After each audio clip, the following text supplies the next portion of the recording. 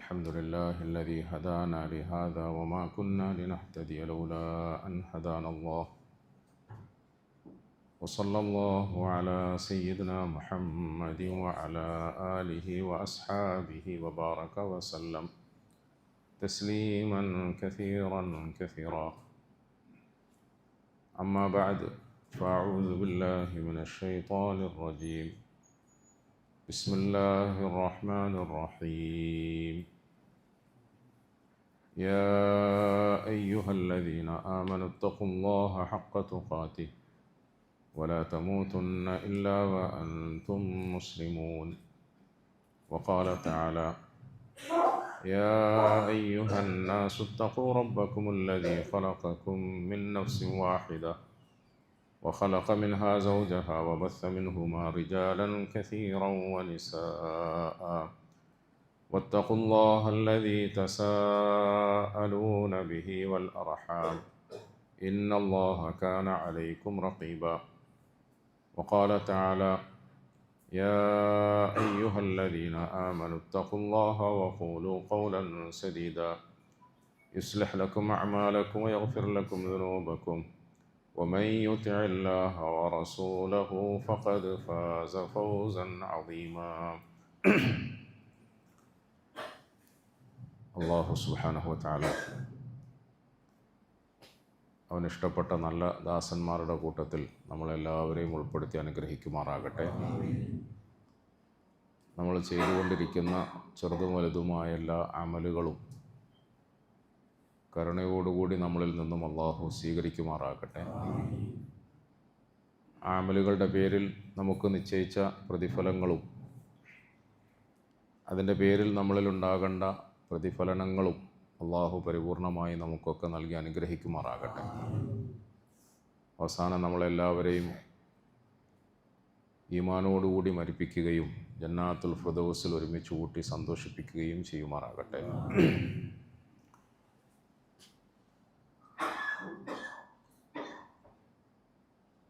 മുസ്ലിമീങ്ങളായ നമ്മെ സംബന്ധിച്ചിടത്തോളം നമ്മുടെ ജീവിതത്തിൻ്റെ എല്ലാ ചലനങ്ങളും അള്ളാഹുവിൻ്റെ കൽപ്പനയ്ക്കനുസരിച്ചിട്ട് ആക്കി തീർക്കണമെന്നത് നിർബന്ധമായ നമ്മുടെ ബാധ്യതയാണ്. എങ്ങനെയാണോ അള്ളാഹു കൽപ്പിച്ചത് അതിനനുസൃതമായി നമ്മുടെ ജീവിതത്തെ ചിട്ടപ്പെടുത്തണം. അതെങ്ങനെയാണ് സാധിക്കുക എന്നാലോചിക്കുമ്പോൾ എപ്രകാരമാണോ നമ്മളുടെ ഹബീബായ റസൂൽ സല്ലല്ലാഹു അലൈഹി വസല്ലമ തങ്ങൾ ജീവിച്ച് കാണിച്ചു തന്നത്, ആ ജീവിതത്തെ അനുകരിക്കാനും അനുധാവനം ചെയ്യാനും ഇത്തിബാ ചെയ്യാനും നമ്മൾ ശ്രമിക്കുക എന്നതാണ്. ഇദ്ലാ ദലീല അല ത്വരീഖി ഇലൽ ഇലാഹ് ഇല്ലാ മുതാബഅത്തുർ റസൂലിൽ മുക്മല ഫി ഹാലിഹി വഫആലിഹി വമഖാലിഹി വതതബ്ബഅന്ന വതാബിഅൻ ലാ തഅദില. നമുക്കൊരു വ്യക്തമായ ലക്ഷ്യമുണ്ട്. അത് അള്ളാഹുവിൻ്റെ പ്രീതിയും പൊരുത്തവും നേടിയെടുക്കലാണ്. ആ ലക്ഷ്യത്തിലേക്ക് നടക്കാനുള്ള വ്യക്തമായ ഒരു മാർഗമുണ്ട്. ആ മാർഗം വേറെ ഒന്നുമല്ല, നമ്മളുടെ ഹബീബായ റസൂൽ സല്ലല്ലാഹു അലൈഹി വസല്ലമ തങ്ങളുടെ ഇത്തിബാ ആണ്, തങ്ങളെ അനുകരിക്കലാണ്. അതേത് കാര്യങ്ങളിലൊക്കെയാണ് അനുകരിക്കേണ്ടത്? ഫി ഹാലിഹി വഫആലിഹി വമഖാലിഹി, എല്ലാ കാര്യങ്ങളിലും അനുകരിക്കണം, എല്ലാ കാര്യങ്ങളിലും ഇത്തിബാ വേണം. നമുക്കിഷ്ടപ്പെട്ട എന്തെങ്കിലും ചില കാര്യങ്ങളിൽ മാത്രം ഇത്തിബാ, ബാക്കിയൊക്കെ നമ്മളുടെ ഇച്ഛയ്ക്കനുസരിച്ചിട്ട് സ്വന്തം താല്പര്യത്തിനനുസരിച്ചിട്ട് നാട്ടുനടപ്പനുസരിച്ചിട്ട് അത് പറ്റൂല. എപ്രകാരം നമ്മൾ നമ്മളുടെ നമസ്കാരത്തിൽ റസൂൽ സല്ലല്ലാഹു അലൈഹി വസല്ലമ തങ്ങളെ ഇത്തിബാ ചെയ്യുന്നു, നോമ്പിലും സക്കാത്തിലും ഹജ്ജിലുമൊക്കെ ഇത്തിബാ ചെയ്യുന്നു, അതുപോലെ പ്രിയപ്പെട്ടവരെ നമ്മൾ നമ്മളുടെ കച്ചവടത്തിലും കൊടുക്കൽ വാങ്ങലുകളിലും ഇടപാടുകളിലും പരസ്പരമുള്ള ബന്ധത്തിലും കുടുംബജീവിതത്തിലും എല്ലായിടങ്ങളിലും പൂർണ്ണമായി നമ്മൾ ഇത്തിബാ ചെയ്യണം. ചിലപ്പോൾ നമ്മൾ ഈ പറയുന്ന ഇബാദത്തുകളിൽ കൃത്യത പാലിക്കുകയും സൂക്ഷ്മത പുലർത്തുകയും ബാക്കിയുള്ള കാര്യങ്ങളിൽ അശ്രദ്ധ കാട്ടുകയും ചെയ്താൽ നമ്മുടെ അമലുകളൊന്നും സ്വീകരിക്കപ്പെടാതെയാകും. റസൂലുള്ളാഹി സ്വല്ലല്ലാഹു അലൈഹി വസല്ലമ തങ്ങൾ നമുക്ക് നൽകിയ മുന്നറിയിപ്പ് വായിക്കാൻ ശ്രമിക്കുമ്പോൾ നാളെ മഹ്ശറയിൽ, നാളെ പരലോകത്ത് ചില ആളുകൾ തിഹാമ പർവ്വതത്തിന് സമാനമായ നിലയിൽ അമലുകളുമായി വരുന്നതാണ്. തിഹാമ പർവ്വതം ഒരു പർവ്വത സമാനമായ നിലയിൽ സൽക്കർമ്മങ്ങളുടെ പ്രതിഫലത്തിൻ്റെ പാണ്ടക്കെട്ടും പേറിക്കൊണ്ട് ഒരു മനുഷ്യൻ നാളെ പരലോകത്ത് പടച്ചവൻ്റെ സന്നിധിയിൽ ഹാജരാക്കപ്പെടുകയും അവൻ്റെ ഈ സൽക്കർമ്മങ്ങളെല്ലാം വേറെ ആർക്കെങ്കിലുമൊക്കെ ഇങ്ങനെ വീതിച്ചു കൊടുക്കാൻ നിർബന്ധിതനായിട്ട്, വേറെ ആർക്കെങ്കിലുമൊക്കെ പങ്കുവെച്ചു കൊടുക്കാൻ നിർബന്ധിതനായിട്ട് അവൻ ഒടുവിൽ നരകത്തിൽ പോകേണ്ടി വരികയും ചെയ്യുമെന്ന് ഒരു ചില ഭാഗ്യദോഷികളെ കുറിച്ചിട്ട് റസൂലുള്ളാഹി സ്വല്ലല്ലാഹു അലൈഹി വസല്ലം നമുക്ക് മുന്നറിയിപ്പ് നൽകിയിട്ടുണ്ട്. ഓരോ ഫയലുകളാണല്ലോ തുറക്കുക, ഓരോ ഫയലുകൾ തുറക്കും. അതിൽ നിസ്കാരം ശരിയാണ്, നോമ്പ് ശരിയാണ്, സക്കാത്ത് ശരിയാണ്, ഹജ്ജ് ശരിയാണ്. പക്ഷെ അതൊക്കെ ശരിയായാൽ പിന്നെ മുആമലാത്തും മുആശറാത്തും ഒക്കെ ശരിയാകണം. എല്ലാ അമലുകളുടെ ഏടുകളും ശരിയായാലും നമ്മളുടെ വ്യക്തിജീവിതത്തിലും കുടുംബജീവിതത്തിലും പരസ്പരമുള്ള ബന്ധത്തിലും കൊടുക്കൽ വാങ്ങലുകളിലും കച്ചവടാദി ക്രയവിക്രയങ്ങളിലുമൊക്കെ പടച്ചവൻ്റെ ഭാഗത്തുനിന്നുള്ള ചോദ്യങ്ങളുണ്ടാകും. ആ ചോദ്യം ചെയ്യലിൽ നമുക്ക് പാളിപ്പോയാൽ, പതറിപ്പോയാൽ വലിയ പരാജയമാണ്. ഖദ് ശതമനി ഹാദാ വഖദ് ളറബനി ഹാദാ ഹദീസുൽ റസൂൽ സ്വല്ലല്ലാഹു അലൈഹി വസല്ലമ തങ്ങൾ പറഞ്ഞു. എല്ലാം റെഡിയായിട്ട്, അങ്ങനെയാണല്ലോ, പരിശോധനയൊക്കെ കഴിഞ്ഞു, പാസ് മാർക്ക് കിട്ടി, നമുക്ക് പ്രവേശനാനുമതി നൽകി, അങ്ങനത്തെ ഒരു അംഗീകാരത്തിൻ്റെ കയറാനുള്ള പാസ് കയ്യിൽ കിട്ടിയിട്ട് പോകുമ്പോഴാണ് പിന്നിൽ നിന്നും ചില ആളുകൾ വന്നിട്ട് പറയുക, ഖദ് ശതമനി ഹാദാ വഖദ് ളറബനി ഹാദാ. പടച്ചോനെ, അവനങ്ങനെ വിട്ടാൽ പറ്റുമോ? ഓൻ എന്നെ കുറേ കളിയാക്കിയിട്ടുണ്ട്, ഓൻ എന്നെ കുറേ ചീത്ത വിളിച്ചിട്ടുണ്ട്, അവൻ എന്നെ അകാരണമായി അടിച്ച് പരിക്കേൽപ്പിച്ചിട്ടുണ്ട്, അനാവശ്യമായി ആളുകളുടെ മുമ്പിൽ അവൻ എന്നെ അപഹസിച്ചിട്ടുണ്ട്. ഓഹോ, അങ്ങനെയാ, എന്നാൽ പിന്നെ സ്വർഗത്തിൽ പോകുന്നത് അവിടെ നിൽക്കട്ടെ, ഇവരുമായിട്ടുള്ള പ്രശ്നങ്ങൾ ആദ്യം പരിഹരിക്കൂ എന്ന് പറയുമെന്ന് റസൂലുള്ളാഹി സ്വല്ലല്ലാഹു അലൈഹി വസല്ലം തങ്ങൾ പറഞ്ഞു. നമ്മുടെ ജീവിതത്തിൽ ഏറ്റവും പ്രധാനമായി നമുക്ക് നിലനിർത്താൻ കഴിയേണ്ട ചില പ്രത്യേക വിശേഷണങ്ങളുണ്ട്. അത് നമ്മളുടെ ഹബീബായ റസൂൽ സ്വല്ലല്ലാഹു അലൈഹി വസല്ലം നമുക്ക് നൽകിയിട്ട് പോയ വലിയ സമ്മാനമാണ്. എൻ്റെ ഉമ്മത്തിനെക്കുറിച്ച് റസൂൽ സ്വല്ലല്ലാഹു അലൈഹി വസല്ലമ തങ്ങൾ ഒരിക്കൽ ഇപ്രകാരം അരുൾ ചെയ്തു, എൻ്റെ സമുദായത്തെക്കുറിച്ചിട്ട് എനിക്കൊരു വലിയ പ്രതീക്ഷയുണ്ട്. ഹദീസാണ്. എൻ്റെ സമുദായത്തെക്കുറിച്ചിട്ട് എനിക്കൊരു വലിയ പ്രതീക്ഷയുണ്ട്. എന്താ പ്രതീക്ഷ? എൻ്റെ സമുദായം ഒരിക്കലും കളവ് പറയൂല, എൻ്റെ സമുദായം ഒരിക്കലും വഞ്ചന നടത്തൂല. ആ ഹദീസ് കേൾക്കുമ്പോൾ നമുക്കിപ്പോഴും ഒരു രോമാഞ്ചം വരും. ഉള്ളിൽ നിന്നും നമ്മുടെ ഹബീബായ റസൂൽ സ്വല്ലല്ലാഹു അലൈഹി വസല്ലമയോട് എന്തെന്നില്ലാത്ത ഒരു മുഹബ്ബത്ത് വരുന്നു, സ്നേഹം വരുന്നു, അടുപ്പം വരുന്നു. സ്നേഹനിധിയായ, വാത്സല്യനിധിയായ ഗുരുവന്ദ്യർ അവിടുത്തെ അനുയായികളെ കുറിച്ചിട്ട് വലിയൊരു പ്രതീക്ഷ സമർപ്പിക്കുകയാണ്. എൻ്റെ സമുദായത്തെക്കുറിച്ചിട്ട് ഞാൻ ഉറച്ചു വിശ്വസിക്കുന്നു, ഞാൻ നന്നായി പ്രതീക്ഷിക്കുന്നു, ഒരിക്കലും എൻ്റെ സമുദായം കളവ് പറയൂല, എൻ്റെ സമുദായം ഒരിക്കലും വഞ്ചന നടത്തൂല, എൻ്റെ സമുദായം അളവ് തൂക്കത്തിൽ ക്രമക്കേടുകൾ കാണിക്കൂല എന്ന് പറഞ്ഞാൽ എന്താ അതിൻ്റെ അർത്ഥം? ആരെങ്കിലും നേരത്തെ പറഞ്ഞ നിസ്കാരമുണ്ട്, തൊപ്പിയുണ്ട്, താടിയുണ്ട്, നീളക്കുപ്പായമുണ്ട്, തസ്ബീഹ് മാലയുണ്ട്, ബാക്കി എല്ലാ ബാഹ്യമായ രൂപഭാവ കോലങ്ങളും ഒക്കെ ഉണ്ട്, പക്ഷേ സത്യസന്ധതയില്ലെങ്കിൽ, കൊടുക്കൽ വാങ്ങലുകളിൽ ശ്രദ്ധയും സൂക്ഷ്മതയും ഇല്ലെങ്കിൽ, ഇടപാടുകളിൽ കൃത്യതയില്ലെങ്കിൽ, വാക്ക് പറഞ്ഞാൽ പാലിക്കാൻ കഴിയുന്നില്ലെങ്കിൽ, നിന്നെ വിശ്വസിച്ചിട്ട് ആർക്കും നിന്നോട് ഇടപാട് നടത്താൻ കഴിയാത്ത ഒരു ഇമേജാണ് നിന്നെക്കുറിച്ചിട്ട് സമൂഹത്തിൽ ഉള്ളതെങ്കിൽ പിന്നെ നീ എന്നിൽപ്പെട്ടവനേ അല്ല എന്നാണ് മുഹമ്മദ് മുസ്തഫ സല്ലല്ലാഹു അലൈഹി വസല്ലം പറയുന്നത്. ഒരിക്കലൊരു സഹാബി റസൂൽ സല്ലല്ലാഹു അലൈഹി വസല്ലമ തങ്ങളുടെ മുമ്പിൽ വന്നിട്ട് ചോദിച്ചു, യാ റസൂലല്ലാഹ് സല്ലല്ലാഹു അലൈഹി വസല്ലം, ഒരു മുഅ്മിനിന് വ്യഭിചരിക്കാൻ കഴിയുമോ? ഒരു മുഅ്മിന് വ്യഭിചരിക്കാൻ കഴിയുമോ? വ്യഭിചരിക്കാൻ കഴിയുമോ എന്ന് വെച്ചാൽ വ്യഭിചരിക്കണം എന്നോ അല്ലെങ്കിൽ വ്യഭിചരിച്ചോളൂ എന്നുള്ള അർത്ഥത്തിലല്ല. ഒരു മുഅ്മിനാണ്, ഒരു മുസ്ലിമാണ്, അവൻ്റെ ദുർബല നിമിഷത്തിൽ ഏതെങ്കിലും സാഹചര്യത്തിൽ വ്യഭിചരിക്കാൻ സാധ്യതയുണ്ടോ? പറ്റുമോ? റസൂലുള്ളാഹി സ്വല്ലല്ലാഹു അലൈഹി വസല്ലം പറ്റും, മനുഷ്യനല്ലേ, മൂമിനാണ്, ശരി തന്നെ, മനുഷ്യനാണല്ലോ, മനുഷ്യനായതുകൊണ്ട് അതിനുള്ള സാധ്യതയുണ്ട് എന്ന് പറഞ്ഞു. ഒരു മൂമിനിന് കളവ് നടത്താൻ പറ്റുമോ, മോഷ്ടിക്കാൻ പറ്റുമോ? നബി സല്ലല്ലാഹു അലൈഹി വസല്ലം തങ്ങൾ പറഞ്ഞു, അതും പറ്റും, മനുഷ്യനാണല്ലോ. മനുഷ്യൻ്റെ മനസ്സിൻ്റെ നിയന്ത്രണം വിട്ടുപോകുമ്പോൾ ചിലപ്പോൾ ചില സംഗതികൾ അവൻ കട്ടെടുക്കാൻ സാധ്യതയുണ്ട്, മോഷ്ടിക്കാൻ സാധ്യതയുണ്ട്. ഇങ്ങനെ പല കാര്യങ്ങളും ചോദിച്ചു റസൂൽ സല്ലല്ലാഹു അലൈഹി വസല്ലം. മനുഷ്യ സഹജമായ ദൗർബല്യത്തിൻ്റെ പേരിൽ സാധാരണ ആളുകൾക്ക് സംഭവിച്ചു പോകുന്ന അബദ്ധങ്ങൾ ഒരു മൂമിനിൽ സംഭവിക്കുമോ നബിയെ, സംഭവിക്കാൻ ഇടയുണ്ടോ എന്ന് ചോദിച്ചപ്പോൾ എന്ന് പറഞ്ഞു. ആ ചോദ്യകർത്താവ് ചോദിച്ചു, ഒരു മൂമിനിന് കളവ് പറയാൻ പറ്റുമോ എന്ന് ചോദിച്ചു. ഒരു മൂമിന് കളവ് പറയാൻ പറ്റുമോ? ഒറ്റയടിക്ക് റസൂൽ സല്ലല്ലാഹു അലൈഹി വസല്ലം പറഞ്ഞു, ഒരിക്കലുമില്ല. ഈമാനും കളവും ഒന്നിച്ച് ചേരുകയേ ചെയ്യില്ല. നമ്മളൊക്കെ ശരിക്കും കേൾക്കുകയും പഠിക്കുകയും മനസ്സിലാക്കുകയും ചെയ്യേണ്ട സംഗതിയാണ്. അള്ളാഹു നമുക്കൊക്കെ അമൽ ചെയ്യാൻ തൗഫീഖ് തരുമാറാകട്ടെ. തമാശയ്ക്ക് പോലും കളവ് പറയരുത് എന്ന് റസൂൽ സല്ലല്ലാഹു അലൈഹി വസല്ലം തങ്ങൾ നമ്മോട് പറഞ്ഞു. തമാശയ്ക്ക് പോലും നിങ്ങൾ കളവ് പറയരുത്, തമാശയ്ക്ക് പോലും കളവ് പറയരുത്.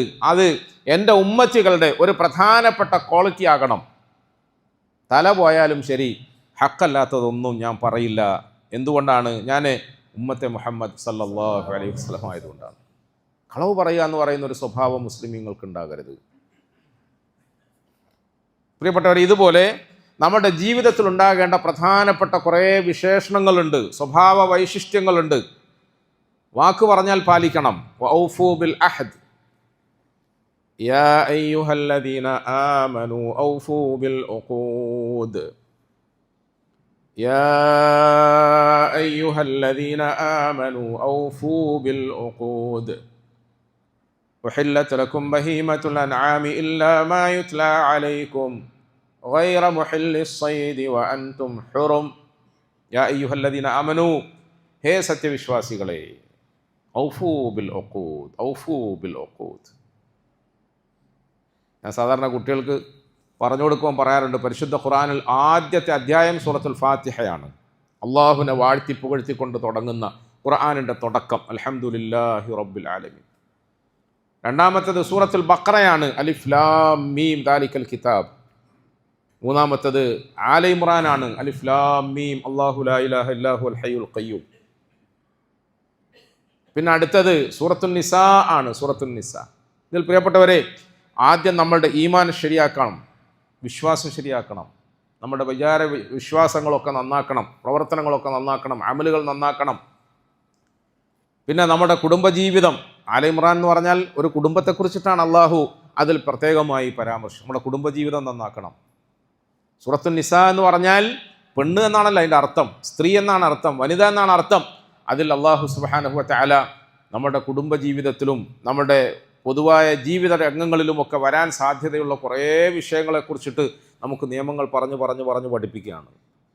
ഇതിലൊക്കെ ഈ സൂറത്തുകളുടെ ഒക്കെ തുടക്കത്തിൽ അള്ളാഹു സുബ്ഹാനഹു വ തആല പൊതുവായ നിലയിലാണ് അതിൻ്റെ പ്രമേയങ്ങളെ സമർപ്പിക്കുന്നത്. സൂറത്തുൻ നിസാ വന്നപ്പോൾ യാ അയ്യുഹന്നാസ് എന്ന് വിളിച്ചു, ഹേ ജനങ്ങളെ, പൊതുജനങ്ങൾക്ക് വേണ്ടിയിട്ടാണ്, എല്ലാവർക്കും വേണ്ടിയുള്ളതാണ്. എന്നാൽ പ്രിയപ്പെട്ടവരെ, അടുത്ത വചനം വരുന്നത് എന്താണെന്നറിയോ? അടുത്ത അധ്യായം സൂറത്തുൽ മാഇദ എന്നാണ്. മാഇദ എന്ന് പറഞ്ഞാൽ ഭക്ഷണത്തളിക എന്നാണ് അർത്ഥം. ഭക്ഷണത്തളിക അത് കുറച്ച് ആലോചിച്ചിട്ട് വേണം നമ്മൾ കഴിക്കുന്നത്, നമ്മുടെ മക്കൾക്ക് കഴിക്കാൻ കൊടുക്കുന്നത്, നമ്മുടെ കുടുംബത്തിന് നമ്മൾ അന്നം പകരുന്നത്, അതൊക്കെ നന്നായി ആലോചിച്ചിട്ട് വേണം ചെയ്യാമെന്നാണ്. അതിൽ ഒരു ക്രമക്കേടും വരരുത്, ഒരു കളങ്കവും വരരുത്, ആരാൻ്റെ ഒരു ഹക്കും അതിനകത്ത് വരാതെ പ്രത്യേകം ശ്രദ്ധിക്കണം. ഇത് ഞാനുമേ കളിയാണ്, ജീവൻ മരണ പോരാട്ടമാണ്, ഇത് തമാശയും കളിയൊന്നുമല്ല. നമുക്ക് നിസ്സാരമാണെന്ന് തോന്നിയാലും വളരെ ഗൗരവതരമായ സംഗതിയാണ്. അതുകൊണ്ട് പരിശുദ്ധ ഖുർആനിൻ്റെ ആ ശൈലി നമ്മൾ പരിശോധിച്ചാൽ ആദ്യമായി അല്ലാഹു സുബ്ഹാനഹു വ തആല ഈ അധ്യായത്തിലാണ് യാ അയ്യുഹല്ലദീന ആമനൂ, ഹേ സത്യവിശ്വാസികളെ എന്ന് വിളിക്കും. ഹേ സത്യവിശ്വാസി, എന്നിൽ വിശ്വസിച്ചവരെ. നേരത്തെ പറഞ്ഞില്ലേ, റസൂൽ സല്ലല്ലാഹു അലൈഹി വസല്ലം തങ്ങൾ പറഞ്ഞു, എൻ്റെ ഉമ്മത്തികളെക്കുറിച്ച് എനിക്കൊരു നല്ല പ്രതീക്ഷയും വിശ്വാസമുണ്ട്, അവർ കളവ് പറയില്ല, വഞ്ചിക്കുകയും ചെയ്യില്ല എന്ന് പറയുന്നത് പോലെ അല്ലാഹു തആല അതുവരെയും പൊതുവായി ജനങ്ങളുടെ മുമ്പിൽ വിഷയങ്ങൾ അവതരിപ്പിക്കുകയും അയ്യുഹന്നാസിനെ അഭിസംബോധന ചെയ്യുകയും ഒക്കെ ചെയ്തെങ്കിലും ഇവിടെ അല്ലാഹു തആല നമ്മളെ പ്രത്യേകം വിളിക്കുകയാണ്, യാ അയ്യുഹല്ലദീന ആമനൂ ഔഫൂ ബിൽ ഉഖൂദ്. ഔഫൂ ബിൽ ഉഖൂദ്. പ്രിയപ്പെട്ടവരെ, ഇടപാടുകളിൽ കൃത്യത പുലർത്തുകയും സൂക്ഷ്മത പുലർത്തുകയും വാക്ക് പാലിക്കുകയും വഅദ ലംഘിക്കാതിരിക്കുകയും അമാനത്ത് കാത്തു സൂക്ഷിക്കുകയും ഒക്കെ ചെയ്യുക എന്ന് പറയുന്നത് നമ്മളുടെ ആഖിറം സലാമത്തായി കിട്ടാൻ വളരെ കാര്യഗൗരവത്തോടുകൂടി പരിഗണിക്കേണ്ട ഒരു വിഷയമാണ്. നമ്മുടെ ആഖിറം സലാമത്തായി കിട്ടണം, ആഖിബത്ത് നന്നായി കിട്ടണം, അവസാനം നമുക്ക് സ്വർഗത്തിൽ പോകണം. അള്ളാഹു നമുക്കതിന് തൗഫീഖ് തരുമാറാകട്ടെ. ഇവിടെ താൽക്കാലികമായ നിലയിൽ നമ്മളുടെ മുമ്പിൽ അണിഞ്ഞൊരുങ്ങി നിൽക്കുന്ന ഭൗതിക വിഭവങ്ങളുടെ ചെറിയ ലാഭത്തിന് വേണ്ടി പടച്ചവനെ പണയം വെച്ചാൽ, നമ്മുടെ ആദർശത്തെ പണയം വെച്ചാൽ, നമ്മുടെ അമാനത്തിനെയും സിദ്ഖിനെയും നമ്മൾ പണയം വെച്ചാൽ ചിലപ്പം നമുക്ക് അതിൻ്റെ ലാഭം കിട്ടിയെന്ന് വരും. ചിലപ്പോഴേ കിട്ടൂ, ചിലപ്പം കിട്ടും, ചിലപ്പോഴേ കിട്ടും. പക്ഷേ പ്രിയപ്പെട്ടവരെ, കാലാകാലത്തെ നഷ്ടം വരും, കാലാകാലത്തെ നഷ്ടം വരും. ചിലപ്പോൾ നമുക്കിത് ലാഭമാണെന്ന് വിചാരിക്കുകയും വേറൊരുത്തൻ്റെ ഹക്കിനെ നമ്മളുടെ ബുദ്ധിവൈഭവം കൊണ്ട്, അങ്ങനെ പറയാൻ തന്നെ പാടില്ല, യഥാർത്ഥത്തിൽ അതൊന്നും ബുദ്ധിവൈഭവമൊന്നുമല്ല, പിന്നെ നമ്മളുടെ ബുദ്ധിവൈഭവം കൊണ്ട്, നമ്മുടെ കുരുട്ടു ബുദ്ധിയുടെ കടുപ്പം കൊണ്ട് ആരാൻ്റെ ഹക്കിനെ നമ്മൾ സ്വന്തമാക്കുകയോ അതിൽ നിന്നും ഒരു ചില്ലിക്കാശെങ്കിലും നമ്മളുടേതായ അനുഭവങ്ങളിലേക്ക് വരികയോ ചെയ്തു പോയാൽ അത് വലിയ അപകടം ചെയ്യും.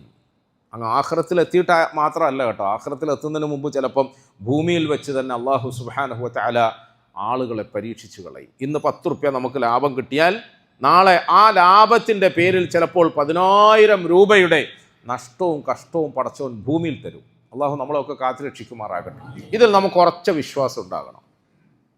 എൻ്റേതല്ലാത്തതൊന്നും, അതൊരു ഫിൽസ്, ഒരു പൈസ, ഒരു നയാ പൈസയാണെങ്കിലും എനിക്ക് അവകാശപ്പെടാത്തത്, സ്ഥലത്തിൻ്റെ കാര്യത്തിലാണെങ്കിൽ ഒരു ലിങ്ക്സ്, ഒരു സെൻറ്റ് എന്നൊക്കെ നമ്മൾ പറയുന്നില്ലേ, സംഗതി പറയുമ്പം വളരെ എളുപ്പമാണെങ്കിലും അത് പ്രാവർത്തികമാക്കാൻ വലിയ പ്രയാസമാണ്, പ്രാവർത്തികമാക്കാൻ വലിയ പ്രയാസം. മഹാന്മാരായ സഹാബാക്കളെ നമ്മൾ ഇന്നും ആദരിക്കുന്നതും ബഹുമാനിക്കുന്നതും അവരുടെ നിസ്കാരത്തിൽ എപ്രകാരം ഭക്തന്മാരായിരുന്നോ, നോമ്പിൽ എത്രത്തോളം സൂക്ഷ്മതയുള്ളവരായിരുന്നോ, അതുപോലെ ഈ പറയുന്ന ഇടപാടുകളുടെ രംഗത്തും അവർ അങ്ങേയറ്റം സൂക്ഷ്മതയുള്ളവരായിരുന്നു, അങ്ങേയറ്റം സൂക്ഷ്മതയുള്ളവരായിരുന്നു. അവരുടെ സൂക്ഷ്മതയുടെ പേരിലാണ് അള്ളാഹു സുബ്ഹാനഹു വ തആല അവർക്ക് ആ ഒരു ഉയർന്ന അവസ്ഥ നൽകിയത്. അള്ളാഹുവിൻ്റെ പേരിൽ ഹലാലുകളിൽ മാത്രം ഒതുങ്ങി നിൽക്കണമെന്ന് ആഗ്രഹിച്ച ആ മഹാത്മാക്കളുടെ ജീവിതത്തിൽ അള്ളാഹു ബർക്കത്ത് കൊടുത്തു, ഖൈറ് കൊടുത്തു, റാഹത്ത് കൊടുത്തു. ബർക്കത്ത് എന്ന് പറഞ്ഞാൽ എന്താ സാധനം? ബർക്കത്ത് എന്ന് പറഞ്ഞാൽ ഇപ്പോഴും നമുക്ക് നമ്മുടെ മലയാള ഭാഷയിൽ വാക്കുകളെ കൊണ്ട് വിശദീകരിക്കാൻ കഴിയാത്ത ഒരു വലിയ സംഗതിയാണ്, ഒരു വലിയ പ്രതിഭാസമാണ് എന്ന് പറയാം. തൽക്കാലം ഒരു വലിയ പ്രതിഭാസമാണ്. എൻ്റെ പ്രിയപ്പെട്ടവരെ, ഇന്ന് നമ്മളുടെ ജീവിതത്തിൽ ഇല്ലാതായിക്കൊണ്ടിരിക്കുന്ന ഒരു സംഗതിയാണ് ഈ ബർക്കത്ത് എന്ന് പറയുന്നത്. ഇപ്പോൾ നോട്ടിൻ്റെ എണ്ണം വർദ്ധിച്ചു, നോട്ടിൻ്റെ എണ്ണം നമുക്കൊക്കെ വർദ്ധിച്ചു. നമ്മുടെയൊക്കെ കയ്യിൽ പണത്തിൻ്റെ കിഴികൾ, കെട്ടുകൾ അധികമുണ്ട്. പണ്ടൊക്കെ നമ്മൾ ഒരു 5 റുപ്യ കിട്ടണമെങ്കിൽ എത്ര മെനക്കെടായിരുന്നു. ഒരു 5 റുപ്യ കിട്ടും, പൈസ അതിന്ന് എല്ലാവർക്കും ഇഷ്ടം പോലെ കിട്ടി. പക്ഷേ ആ പണം കൊണ്ട് നമുക്ക് പ്രിയപ്പെട്ടവരെ ഒരു സമാധാനത്തോട് ജീവിക്കാൻ കഴിയുന്നില്ല, ബർക്കത്തായിട്ട് ജീവിക്കാൻ കഴിയുന്നില്ല. ഒരു നോട്ട് കെട്ട് ഇങ്ങനെ പൊട്ടിച്ചിട്ട് നമ്മൾ ചില്ലറ സാധനങ്ങളൊക്കെ വാങ്ങി ഒന്ന് കാറി കയറി ഇങ്ങനെ ഇരുന്ന് ദീർഘശ്വാസം വിടുമ്പോൾ പടച്ചവനെ കീശ കാലിയായി, പക്ഷെ കൈ കാണാൻ കാര്യമായിട്ടൊന്നും ഇല്ലല്ലോ. അങ്ങനെയല്ലേ? അത് ജീവിതത്തിൻ്റെ മുഴുവൻ രംഗങ്ങളിൽ നമ്മൾ അനുഭവിച്ചുകൊണ്ടിരിക്കുകയാണ്. ഈ പറയുന്ന പണം ആരാൻ്റെ ഒക്കെ കൈയിട്ട് വാരി ഭയങ്കര ബുദ്ധിമാനായ നിലയിൽ ഞാൻ അങ്ങ് സമ്പാദിച്ചു എന്ന് തെറ്റിദ്ധരിച്ച് പണം ഉണ്ടാക്കിയിട്ട് പെട്ടെന്ന് ഒരു തലവേദന വരുന്നു, ഒരു മൂത്രക്കടച്ചിൽ വരുന്നു, അല്ലേ, ഒരു നെഞ്ചുവേദന വരുന്നു, ഏതെങ്കിലും ഒരു ആശുപത്രിയിൽ പോകുന്നു. നമ്മൾ വാങ്ങിയതിനേക്കാൾ, പിടിച്ചെടുത്തതിനേക്കാൾ, കള്ളപ്പണത്തിലൂടെ ഉണ്ടാക്കിയതിനേക്കാളൊക്കെ എത്രയോ ഇരട്ടി അവന് ഹോസ്പിറ്റൽ ബില്ലായിട്ടും കൊടുക്കുന്നു. അല്ലെങ്കിൽ ഒരു വക്കീൽ നോട്ടീസ് വരുന്നു, തുറന്നു നോക്കുമ്പോൾ സംഗതി ഒന്നുമില്ല. ഞാൻ അതും കൊണ്ടൊരു വക്കീലിനെ സമീപിച്ചപ്പോൾ അയാൾ അതിൻ്റെ കെടുതികളൊക്കെ ഇങ്ങനെ പറഞ്ഞു തരാം. ഇതിവിടം കൊണ്ടൊന്നും തീരൂല, അങ്ങ് ഹൈക്കോടതിയിൽ കൊണ്ടുപോയി കൊടുക്കണം. ഹൈക്കോടതിയിൽ കൊടുക്കണമെങ്കിൽ ഒരു പ്രാവശ്യം ഒന്ന് ഹാജരാവുന്നതിന് വക്കീലിന് 30,000 റുപ്യ ഫീസ് കൊടുക്കണമെന്ന് പറയാം. എന്തിനാ ഇത്? ഞാനിത് കുറ്റം ചെയ്തിട്ടാണ്, ഞാനിത് തെറ്റ് ചെയ്തിട്ടാണ്. പ്രിയപ്പെട്ടവരെ, ഞാൻ ഈ പറഞ്ഞു വരുന്നത് നമ്മുടെ ജീവിതത്തിൽ നമുക്കിന്ന് അനുഭവിക്കാൻ കഴിയാതെ പോകുന്ന ഒരു വലിയ കാര്യമുണ്ട്. ബറക്കത്ത് എന്ന് പറയുന്ന സാധനം. അത് നമ്മുടെ കയ്യിലുള്ള പണത്തിൻ്റെ ആധിക്യത്തിലൂടെ ആസ്വദിക്കാൻ കഴിയുന്ന ഒന്നല്ല. പണം കുറവാണ്. ഇപ്പോൾ ഞാൻ തമാശയ്ക്ക് പറയാം. ഇന്നലെ നമ്മുടെ ഒരു സഹോദരനെ വിദേശത്ത് നിന്ന് വിളിച്ചു. അപ്പോൾ ആ സഹോദരനോട് ഞാൻ മുൻകൂർ ജാമ്യം എടുത്തതുകൊണ്ട് എനിക്ക് ഇങ്ങോട്ട് പറയുന്നതിന് കുഴപ്പമൊന്നുമില്ല. എൻ്റെ പ്രിയപ്പെട്ട സുഹൃത്താണ്. പൊന്നിൻ്റെ സക്കാത്ത് കൊടുക്കണം. അപ്പോൾ പൊന്ന് ഏകദേശം ഇത്രയെല്ലാം കണക്ക് കൂട്ടിയിട്ട് കണക്ക് കൂട്ടിയിട്ട് കൊടുക്കാൻ നോക്കുമ്പം, അപ്പോൾ ഉസ്താദെ പൊന്നിൻ്റെ സക്കാത്ത് നമ്മൾ കൊടുക്കുമ്പം സ്റ്റിൽ ഇപ്പോഴത്തെ മാർക്കറ്റ് വാല്യൂ കൊടുക്കണം അല്ലേ? ആണോ? ഇരിക്കുന്നവരല്ലെങ്കിൽ ഒന്ന് ആലോചിച്ച് നോക്കി, അതൊരു വലിയ വിഷയം തന്നെ അല്ലേ? സ്റ്റിൽ ഇപ്പോഴത്തെ മാർക്കറ്റ് വാല്യൂ അനുസരിച്ച് കൊടുക്കണം അല്ലേ? ഞാൻ എന്താ മറുപടി പറയേണ്ട? മുലിയാർ ഉസ്താദ് വണ്ടപ്പോൾ അച്ചാറ് കൂട്ടിയ കഥ പറഞ്ഞ പോലെ അങ്ങനെ കഥയിലേക്ക് ഒന്നും പോകുന്നില്ല, പോയാൽ സമയം ഉണ്ടാവില്ല. എന്താ ഉസ്താദ് മറുപടി? ഞാൻ പെട്ടെന്ന് ചിരിച്ചുകൊണ്ട് ഞാൻ ചോദിച്ചു, നിനക്ക് മോളില്ലേ? ഉണ്ട്. ഭാര്യ ഉണ്ടോ? ഉണ്ട്. ഭാര്യൻ്റെ ഉപ്പയും ഉമ്മയും അല്ലേ ഇപ്പോൾ എൻ്റെ ഒന്നിച്ചില്ലേ? ഉണ്ട്. അപ്പോൾ ഇയാൾ ചോദിച്ചത് എന്താ? പൊന്നിൻ്റെ സക്കാത്തിനെ കുറിച്ചിട്ടാണ്, അതിൻ്റെ വാല്യൂ എന്താണെന്ന് കണക്കാക്കുക, ഇതൊക്കെയാണല്ലോ അദ്ദേഹം ചോദിച്ചു. ഞാൻ തിരിച്ചു ചോദിക്കുന്നത് എന്താ? മോളില്ലേ? ഉണ്ട്. ഭാര്യയില്ലേ? ഉണ്ട്. ഭാര്യൻ്റെ ഉമ്മ ഉണ്ട്. ഭാര്യൻ്റെ ഉമ്മ ഇപ്പോൾ അവിടെ ഉണ്ട്. അപ്പോൾ ഞാൻ ചോദിച്ചു, മോനെ നിൻ്റെ മോളെ കെട്ടിക്കുമ്പോൾ നിൻ്റെ അമ്മായിൻ്റെ കല്യാണത്തിൻ്റെ സമയത്ത് പൊന്ന് വാങ്ങിയ ബില്ലുണ്ടെങ്കിൽ അത് കാട്ടിയിട്ട് പ്യാപ്പിളയ്ക്ക് കെട്ടിച്ചു കൊടുക്കാൻ കഴിയുമോ? വല്ല മനസ്സിലാവുന്നുണ്ടോ?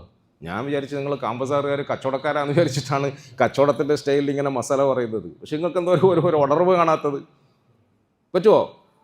സ്റ്റിൽ വാല്യൂ, ഇപ്പോഴത്തെ വാല്യൂ കൊടുക്കണോ ഉസ്താദ് എന്ന് ചോദിച്ചാൽ അതിൻ്റെ അർത്ഥം, നിൻ്റെ മോളെ കെട്ടിക്കുമ്പം നിൻ്റെ ഭാര്യേനെ നിൻ്റെ അമ്മോച്ചൻ നിനക്ക് കെട്ടിച്ച് തരുമ്പോൾ വാങ്ങിയ പൊന്നിൻ്റെ ഏതെങ്കിലും ഒരു ബില്ല് കാണിച്ചിട്ട്, ഇതാ ഇത്രയാ പൊന്ന് ഞാൻ വാങ്ങിയത്, അതുകൊണ്ട് എൻ്റെ മോളെ എൻ്റെ പ്യാപ്പിളയ്ക്ക് ഈ പൊന്നിന് പകരമായി കെട്ടിച്ചു തരും എന്ന് പറയാൻ പറ്റുമോ? ഇല്ലല്ലോ. അന്ന് പൊന്ന് വാങ്ങാൻ വേണ്ടി എത്രയാണോ കൊടുത്തത് അത് അന്നത്തെ കണക്കാണ്. ഇന്ന് പൊന്ന് വാങ്ങാൻ വേണ്ടി എത്രയാണോ കൊടുക്കുന്നത് അത് ഇന്നത്തെ കണക്കാണ്. ഇന്ന് നമ്മൾ സക്കാത്ത് കൊടുക്കുമ്പോഴും ഇന്നത്തെ കണക്കാണ്. അങ്ങനെയല്ലേ? എന്താ തലയാട്ടാനൊരു മടി? പലർക്കും കൊടുക്കേണ്ടി വരും എന്നുള്ള ഒപ്രാളെ കൊണ്ടാണോ തലയാട്ടാനൊരു മടി? തലയാട്ടിയേ മതിയാവും, വേറെ മാർഗമൊന്നുമില്ല. പ്രിയപ്പെട്ടവരെ, നമ്മളറിയാതെ പൊന്നിനിങ്ങനെ വില പൊന്തി പോകുമ്പോൾ നമ്മൾ വിചാരിക്കുന്നത് അത് മാർക്കറ്റിൻ്റെ ഏറ്റക്കുറച്ചിലാണെന്നാണ് അല്ലേ? മാർക്കറ്റിൽ നടക്കുന്ന കള്ളക്കളികളുടെ കപടത്തിൻ്റെ ഒക്കെ അനന്തരഫലമാണ് എന്ന് നമ്മൾ വിചാരിക്കുന്നത്. അങ്ങനെയാണ് പൊതുവേ. പക്ഷെ പ്രിയപ്പെട്ടവരെ, അതിൻ്റെ ഒക്കെ അപ്പുറത്തേക്ക് വെറും മാർക്കറ്റിൻ്റെ, ഓഹരി വിപണിയുടെ ഏറ്റക്കുറച്ചിലുകളുടെ അതിൻ്റെ അനന്തരഫലം മാത്രമല്ല, എൻ്റെയും നിങ്ങളുടെയും ജീവിതത്തിൽ വന്നുകൊണ്ടിരിക്കുന്ന വൃത്തികേടുകളുടെ അനന്തരഫലവും കൂടിയാണ്. ബറക്കത്ത് തരേണ്ടത് പടച്ചോനാണ്. മാർക്കറ്റ് കൺട്രോൾ ചെയ്യുന്നത് പടച്ചോനാണ്. നമ്മൾ വിചാരിക്കുന്ന മാർക്കറ്റ് കൺട്രോൾ ചെയ്യുന്ന ആരാ? ഇവിടുത്തെ കുത്തക മുതലാളിമാരാണ് എന്നാണ്, ഇവിടുത്തെ ബൂർഷകളാണ്. അത് ശരിയാണ്. ഈ കുത്തക മുതലാളിമാരെയും ബൂർഷകളെയും ഈ തരത്തിൽ കണ്ണിച്ചോരയില്ലാതെ നമ്മളുടെ മേൽ അധികാരിയാക്കി ഏൽപ്പിക്കുന്ന ഒരു രക്ഷിതാവുണ്ട്. അത് മറന്നു പോകണ്ട. അല്ലാഹുമ്മ മാലിക്കൽ മുൽക്ക് തുഅ്തിൽ മുൽക മൻ തശാ വതൻസിഉൽ മുൽക മിമ്മൻ തശാ വതുഇസ്സു മൻ തശാ വതുദില്ലു മൻ തശാ ബിയദിക്കൽ ഖൈർ. അതിൽ സംശയമൊന്നും വേണ്ട. ഇതൊക്കെ നടന്നുകൊണ്ടിരിക്കുന്നത് നേരത്തെ പറഞ്ഞതുപോലെ നമ്മളുടെ അറിവിലും വീക്ഷണത്തിലും പഠനത്തിലുമൊക്കെ പലരും നിയന്ത്രിക്കുന്നു എന്നതാണ്. പലരും കപടവും കള്ളക്കളികളും ഒക്കെ നടത്തുന്നതിൻ്റെ ഫലമായിട്ടാണ് ചില സമയത്ത് ചിലതിന് കൂടുന്നു, ചില സമയത്ത് ചിലതിന് കുറയുന്നു. അധ്വാനിക്കുന്ന പാവങ്ങൾക്ക് അതിൻ്റേതായ വിയർപ്പിൻ്റെ വില ലഭിക്കാതെ പോകുന്നു. പാവങ്ങൾ എന്നും പാവങ്ങളാണ്, പണക്കാരെന്നും പണക്കാരാണ്. അത് ഭൂമിയിൽ ഇങ്ങനെ നമ്മൾ കണ്ടുകൊണ്ടിരിക്കുന്ന ഒരു അത്ഭുത പ്രതിഭാസമാണ്. പക്ഷെ പ്രിയപ്പെട്ടവരെ, ഇതൊക്കെ പിന്നിൽ നിന്ന് നിയന്ത്രിക്കുന്നവൻ ആരാണ് എന്ന വിഷയം മുസ്ലിം സമുദായം മറന്നു പോകരുത്. അള്ളാഹുവാണ്. നമുക്ക് നമ്മളുടെ തൊഴിലിൽ ബർക്കത്ത് തരേണ്ടവൻ അള്ളാഹുവാണ്. നമ്മുടെ കച്ചവടത്തിൽ ബർക്കത്ത് തരേണ്ടവൻ അള്ളാഹുവാണ്. നമ്മുടെ സമ്പത്തിൽ ബർക്കത്ത് തരേണ്ടവൻ അള്ളാഹുവാണ്. കുടുംബത്തിൽ ഐശ്വര്യം തരേണ്ടവൻ അള്ളാഹുവാണ്. പണത്തിൻ്റെ ആധിക്യം കൊണ്ടും വരുമാനത്തിൻ്റെ വർധനവ് കൊണ്ടും ഒരിക്കലും നമുക്ക് ഈ പറയുന്ന സമാധാനവും ആശ്വാസവും ഒന്നും കിട്ടുകയേ ചെയ്യില്ല. അത് നമ്മുടെ ഈമാനാക്കണം പ്രിയപ്പെട്ടവരെ, നമ്മുടെ വിശ്വാസത്തിൻ്റെ ഭാഗമാക്കണം. സംശയമൊന്നും വേണ്ട. ഇനി നമ്മൾ വിശ്വസിച്ചാലും വിശ്വസിച്ചില്ലെങ്കിലും സംഭവിക്കുന്ന അത് തന്നെയാണ്. അതിനകത്ത് യാതൊരു സംശയവും വേണ്ട. അള്ളാഹു മനസ്സിലാക്കാൻ എനിക്ക് നിങ്ങൾക്കും തൗഫീഖ് തരുമാറാകട്ടെ. അഥവാ പ്രിയപ്പെട്ടവരെ, നമ്മളുടെ റബ്ബ് നമുക്ക് നൽകിയ റിസ്ക്കിൻ്റെ മാർഗത്തിൽ ഉറച്ചു നിൽക്കുക. എന്തുറച്ചു നിൽക്കുക? ഹലാലല്ലാത്തതൊന്നും ഞാൻ സമ്പാദിക്കുകയേ ചെയ്യില്ല. അള്ളാഹുവിൻ്റെ ഹബീബായ മുത്ത് സല്ലല്ലാഹു അലൈഹി വസല്ലം എനിക്ക് അനുവദിച്ച കച്ചവട രീതിയിലല്ലാതെ ഞാൻ കച്ചവടം ചെയ്യുകയേ ചെയ്യില്ല. കൊടുക്കൽ വാങ്ങലുകളിൽ ചിലപ്പോൾ എന്തെങ്കിലും ചെറിയൊരു തിരിമറി കാട്ടിയാൽ അതിൻ്റെ പേരിൽ കിട്ടാൻ സാധ്യതയുള്ള കുഞ്ഞു ലാഭത്തെ അല്ലെങ്കിൽ വലിയ ലാഭത്തെ ഞാൻ ഒരിക്കലും പ്രതീക്ഷിക്കുന്നില്ല. എനിക്കതിൻ്റെ ഒക്കെ അപ്പുറത്ത് എൻ്റെ റബ്ബിൻ്റെ ഭാഗത്തു നിന്നും അവൻ്റേതായ ഐശ്വര്യം കിട്ടിയാൽ മതി എന്ന് വിചാരിച്ചാൽ ആദ്യം കുറച്ച് ദിവസം നമുക്ക് കഷ്ടപ്പാടുണ്ടാവും.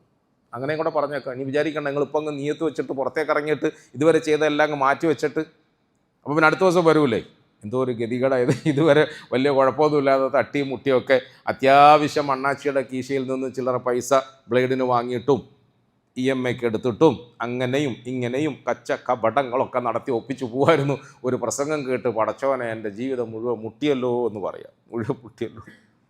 പണ്ടാരണ്ട് പറഞ്ഞ പോലെ ഒരാൾ ജീവിതം മുഴുവൻ മുഴുക്കുടിയനായിരുന്നു. മുഴുക്കുടിയനായി നടന്ന ഈ പാവം മനുഷ്യൻ, ആൾ സാധുവാണ്, അധികവും പാവങ്ങൾ സാധുക്കളായി കുടിയന്മാരൊക്കെ ആയി പോകുന്നത്. വളവന്മാരൊക്കെ പലപ്പോഴും അതിലൊന്നും പെടാതെ ഇങ്ങനെ വലിയ ആളായിട്ട് നടക്കും, പക്ഷെ ഉള്ളു മോശമായിരിക്കും. അള്ളാഹു നമുക്ക് മനസ്സിലാക്കാൻ തൗഫീഖ് തരുമാറാകട്ടെ. പാവം അവൻ മുഴുക്കുടിയനായിട്ട് നടന്നു. അവൻ്റെ അരികിൽ ഒരാൾ ചെന്ന് അവൻ്റെ തോളിൽ കൈവച്ച് അവനെ സമാധാനിപ്പിച്ച് മെല്ലെ മെല്ലെ സ്നേഹിച്ച്, അങ്ങനെ നമ്മളൊന്ന് പോയി ഒന്ന് കൈവച്ച് നോക്കിയ പ്രിയപ്പെട്ടവരെ, എത്രയോ സാധുക്കൾ നമ്മൾ അങ്ങനെ ഒന്ന് അരികിൽ ചെല്ലാൻ കാത്തു നിൽക്കുന്നവരുണ്ട്. നമ്മളൊന്ന് കെട്ടിപ്പിടിച്ചാൽ നമ്മളോടൊപ്പം വരാൻ കാത്തു നിൽക്കുന്നവരുണ്ട്. നമ്മളൊന്ന് പരിഗണിച്ച് നമ്മുടെ കാറിൽ കയറ്റിയിരുത്തിയാൽ അതേപോലെ പിന്നെ ഞാൻ അവനെ ക്ഷണിക്കുമ്പോൾ എന്നോടൊപ്പം അവൻ വന്ന് മുസല്ലയിൽ സഫിൽ നിൽക്കാനും സാധ്യതയുണ്ട്. അനുഭവമുണ്ട്, ഒരുപാട് അനുഭവങ്ങളുണ്ട്. പക്ഷെ നമ്മളിപ്പോഴും നമ്മളുടെ അഹങ്കാരവും ഗർവവും ഒക്കെ ആയിട്ട് നമ്മൾ ഒതുവെടുത്ത് തൊപ്പിയിട്ട് പാൻറ്റ് സൂട്ടും ഒക്കെ ഇട്ട് പള്ളിയിലേക്ക് ഇങ്ങനെ ഒതുവുള്ള മൂമിനാണ് നമ്മൾ ഒതുവുള്ള മൂമിനാണ്. ബാക്കിയോ അവർ മ്ലേച്ഛന്മാരാണ്, അഴുക്കൽ കിടക്കുകയാണ്, മോശക്കാരാണ്, തള്ളിക്കളയുക. അങ്ങനെ വേണ്ട പ്രിയപ്പെട്ടവരെ. നമ്മളുടെ പ്രിയപ്പെട്ട സഹോദരങ്ങളിൽ പലരും അവരുടെ ജീവിതത്തിൻ്റെ തെറ്റായ സാഹചര്യത്തിൽ അതിൻ്റെ സമ്മർദ്ദത്തിൽപ്പെട്ട് അഴുക്കുചാലിൽ കിടക്കുമ്പോൾ അവരുടെ അരികിൽ ചെന്ന് കയ്യോ കാലോ ഒക്കെ പിടിച്ച് ഇടയ്ക്കിടയ്ക്ക് അവനെ ഒന്ന് പൊക്കിക്കൊണ്ടുവരാൻ ശ്രമിച്ചാൽ ഒരുപാട് ആളുകൾ രക്ഷപ്പെടും. അള്ളാഹു അത് മനസ്സിലാക്കി അമലിൽ കൊണ്ടുവരാൻ നമുക്ക് തൗഫീഖ് തരട്ടെ. അങ്ങനെ ഈ പാവം മനുഷ്യനെ ഏകദേശം പോയി കണ്ട് പിടിച്ച് കയ്യോ കാലോ ഒക്കെ പിടിച്ച് സ്നേഹിച്ച് വലിച്ച് പള്ളിയിലേക്ക് കൊണ്ടുവന്നു. ആദ്യമായിട്ട് അയാൾ റമദാനിൻ്റെ ഒരു ജുമാ നമസ്കാരത്തിന് കാമ്പസാർ പള്ളിയിൽ നിസ്കരിക്കാൻ വന്നു. ഭയങ്കര ജനം, ആദ്യമായിട്ട് വരികയാണ്. കുറേ കാലങ്ങൾക്ക് ശേഷം പള്ളി കാണുകയാണ്, വമ്പിച്ച ജനം. അയാൾ പള്ളിയിൽ വന്നു. കുറേ കാലത്തെ പരിചയക്കുറവ് കൊണ്ട് ഒരു അപരിചിതനെ പോലെ അവിടെ ഇവിടെയൊക്കെ ഇരുന്നു. ഒരു വിധത്തിൽ നിസ്കാരവും നിലയെല്ലാം കഴിഞ്ഞ് പുറത്തേക്ക് ഇറങ്ങി പോകാൻ വേണ്ടിയിട്ട് നോക്കും. അയാളുടെ ചെരുപ്പ് കാണുന്നില്ല.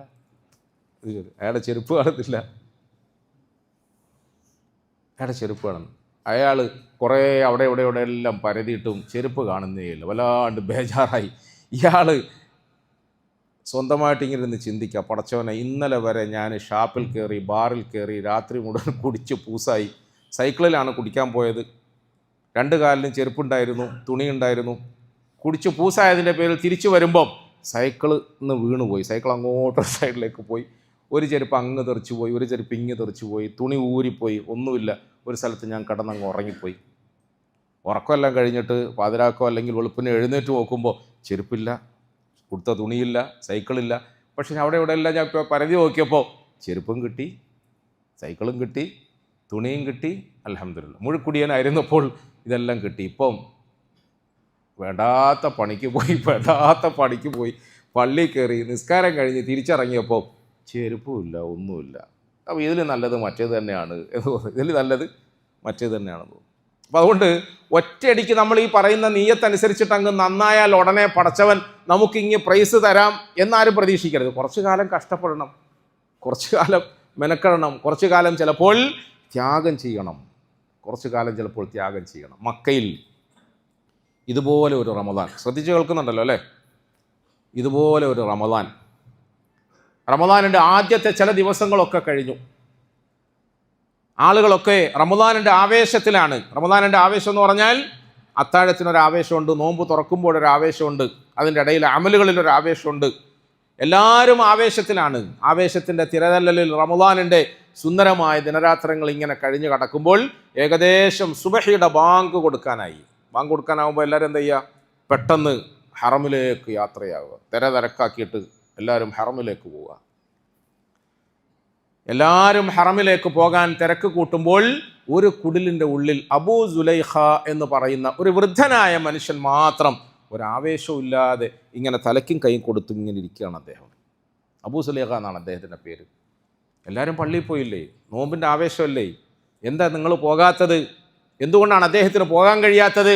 ആ പാവം ദിവസങ്ങളോളമായി പട്ടിണിയിലാണ്, കുടുംബം പട്ടിണിയിലാണ്. ഒരു തൊഴിലും വേലയും ജോലിയും അന്വേഷിച്ച് നടന്നിട്ടും എവിടുന്നും ഒന്നും കിട്ടിയില്ല. അങ്ങനത്തെ വല്ലാത്ത ബേജാറിൽ ആ പാവം വിഷമിച്ചിരിക്കുകയാണ്. എത്രത്തോളം? അത്താഴം കഴിക്കാതെ, നോമ്പ് തുറക്കാതെ ഇത്രയും ദിവസം കഴിച്ചു കൂട്ടിയതിൻ്റെ പേരിൽ ബാങ്ക് കേട്ടപ്പോൾ ഇവിടുന്ന് ഇറങ്ങി ഒന്ന് പള്ളിയിലേക്ക് പോകാൻ പോലുമുള്ള ആരോഗ്യമില്ലാതെ, ആവേശമില്ലാതെ ആ മനുഷ്യൻ ഒറ്റയ്ക്ക് വീട്ടിൻ്റെ ഉള്ളിൽ കൂടുക. അദ്ദേഹത്തിൻ്റെ ഈ തളർച്ചയ്ക്ക് പ്രധാന കാരണം തൻ്റെ വിശപ്പല്ല. അദ്ദേഹത്തിന് 2 പെൺകുട്ടികളും ഒരു ഭാര്യയുണ്ട്. 2 പെൺകുട്ടികളും ഒരു ഭാര്യ. കുൽസൂം എന്ന പേരിൽ ഭാര്യയും അവർക്ക് 2 പെൺകുട്ടികളുണ്ട്. ഇദ്ദേഹത്തിൻ്റെ മനസ്സിനെ തളർത്തുന്നത് ചിലപ്പോൾ നമ്മുടെ ശരീരത്തിന് വിശപ്പിൻ്റെ പേരിൽ വരുന്ന തളർച്ചയെക്കാളും നമ്മുടെ മനസ്സിനുണ്ടാകുന്ന ദുഃഖത്തിൻ്റെ പേരിൽ തളർച്ച ഉണ്ടാവുമല്ലോ. ആ തളർച്ച നമ്മളെ വല്ലാതെ തളർത്തിക്കളയും. അദ്ദേഹം പറയാണ്, എൻ്റെ 2 പെൺകുട്ടികളെയും എൻ്റെ പ്രിയപ്പെട്ട ഭാര്യയെയും അവരുടെ മുഴുപ്പട്ടിണിയെയും കാണുമ്പോൾ അത്താഴം കഴിക്കാനും നോമ്പ് തുറക്കാനും ഒന്നുമില്ലാതെ ഇത്രയും ദിവസം കഴിച്ചു കൂട്ടിയവരെ കാണുമ്പോൾ പിന്നെ എനിക്ക് അങ്ങനെ എണീച്ചിരിക്കാൻ കഴിയും? ഏതായാലും അന്ന് അദ്ദേഹം പോയില്ല, പള്ളിയിൽ പോയില്ല, വീട്ടിൽ തന്നെ നിസ്കരിച്ചു. 1-2 ദിവസം അങ്ങനെ കഴിച്ചു കൂട്ടിയപ്പോൾ ഭാര്യ അരികിൽ വന്നിരുന്നുകൊണ്ട് പറഞ്ഞു, ഇന്നത്തെ ദിവസം അള്ളാഹുവിൽ തവക്കുൽ ചെയ്തുകൊണ്ട് നിങ്ങളൊന്ന് ഇറങ്ങി പരതി നോക്ക്, അന്വേഷിച്ച് നോക്ക്, എവിടെങ്കിലും പോയി എന്തെങ്കിലും ഒരു ജോലിയോ മറ്റോ കിട്ടാൻ സാധ്യതയുണ്ടോ നോക്ക്, അള്ളാഹു നമ്മളെ സഹായിക്കും, പോയി നോക്ക്. ശരിയാണ്, നീ പറഞ്ഞത് ശരിയാണ്. ഞാൻ ഇന്നത്തെ ദിവസം ധൈര്യം സംഭരിച്ചുകൊണ്ട് പോവുകയാണ്. പ്രഭാതമായി അദ്ദേഹം തൻ്റെ പണിയായുധങ്ങളും കയ്യിലെടുത്തുകൊണ്ട് മക്കയുടെ തെരുവോരങ്ങളിലൂടെ ഇങ്ങനെ കറങ്ങി നടന്നു. എന്തെങ്കിലും പണി കിട്ടുമോ എന്ന് അന്വേഷിച്ചുകൊണ്ടാണ്. പക്ഷെ ഒരു പണിയും കിട്ടിയില്ല. അദ്ദേഹം നിരാശനായി മക്കയുടെ ആ തിരക്കിട്ട ഗല്ലികളെ വിട്ട് നടന്ന് വിജനമായ മരുഭൂമിയിലേക്ക് പോയി, ആരും കാണാതെ. അങ്ങനെയാണല്ലോ ഇപ്പം ഈ കാലിയായ കൈ കൊണ്ട് തിരിച്ച് വീട്ടിലേക്ക് പോകാനും പറ്റില്ല, ഒരു പണിയും ജോലിയും വേലയൊന്നും കിട്ടിയതുമില്ല. അദ്ദേഹം വിജനമായ മരുഭൂമിയിൽ ഒരു സ്ഥലത്ത് ചെന്നിരുന്നു. എന്നിട്ട് ഇങ്ങനെ നിരാശയോടുകൂടി മണ്ണ് വാരി കളിക്കുക.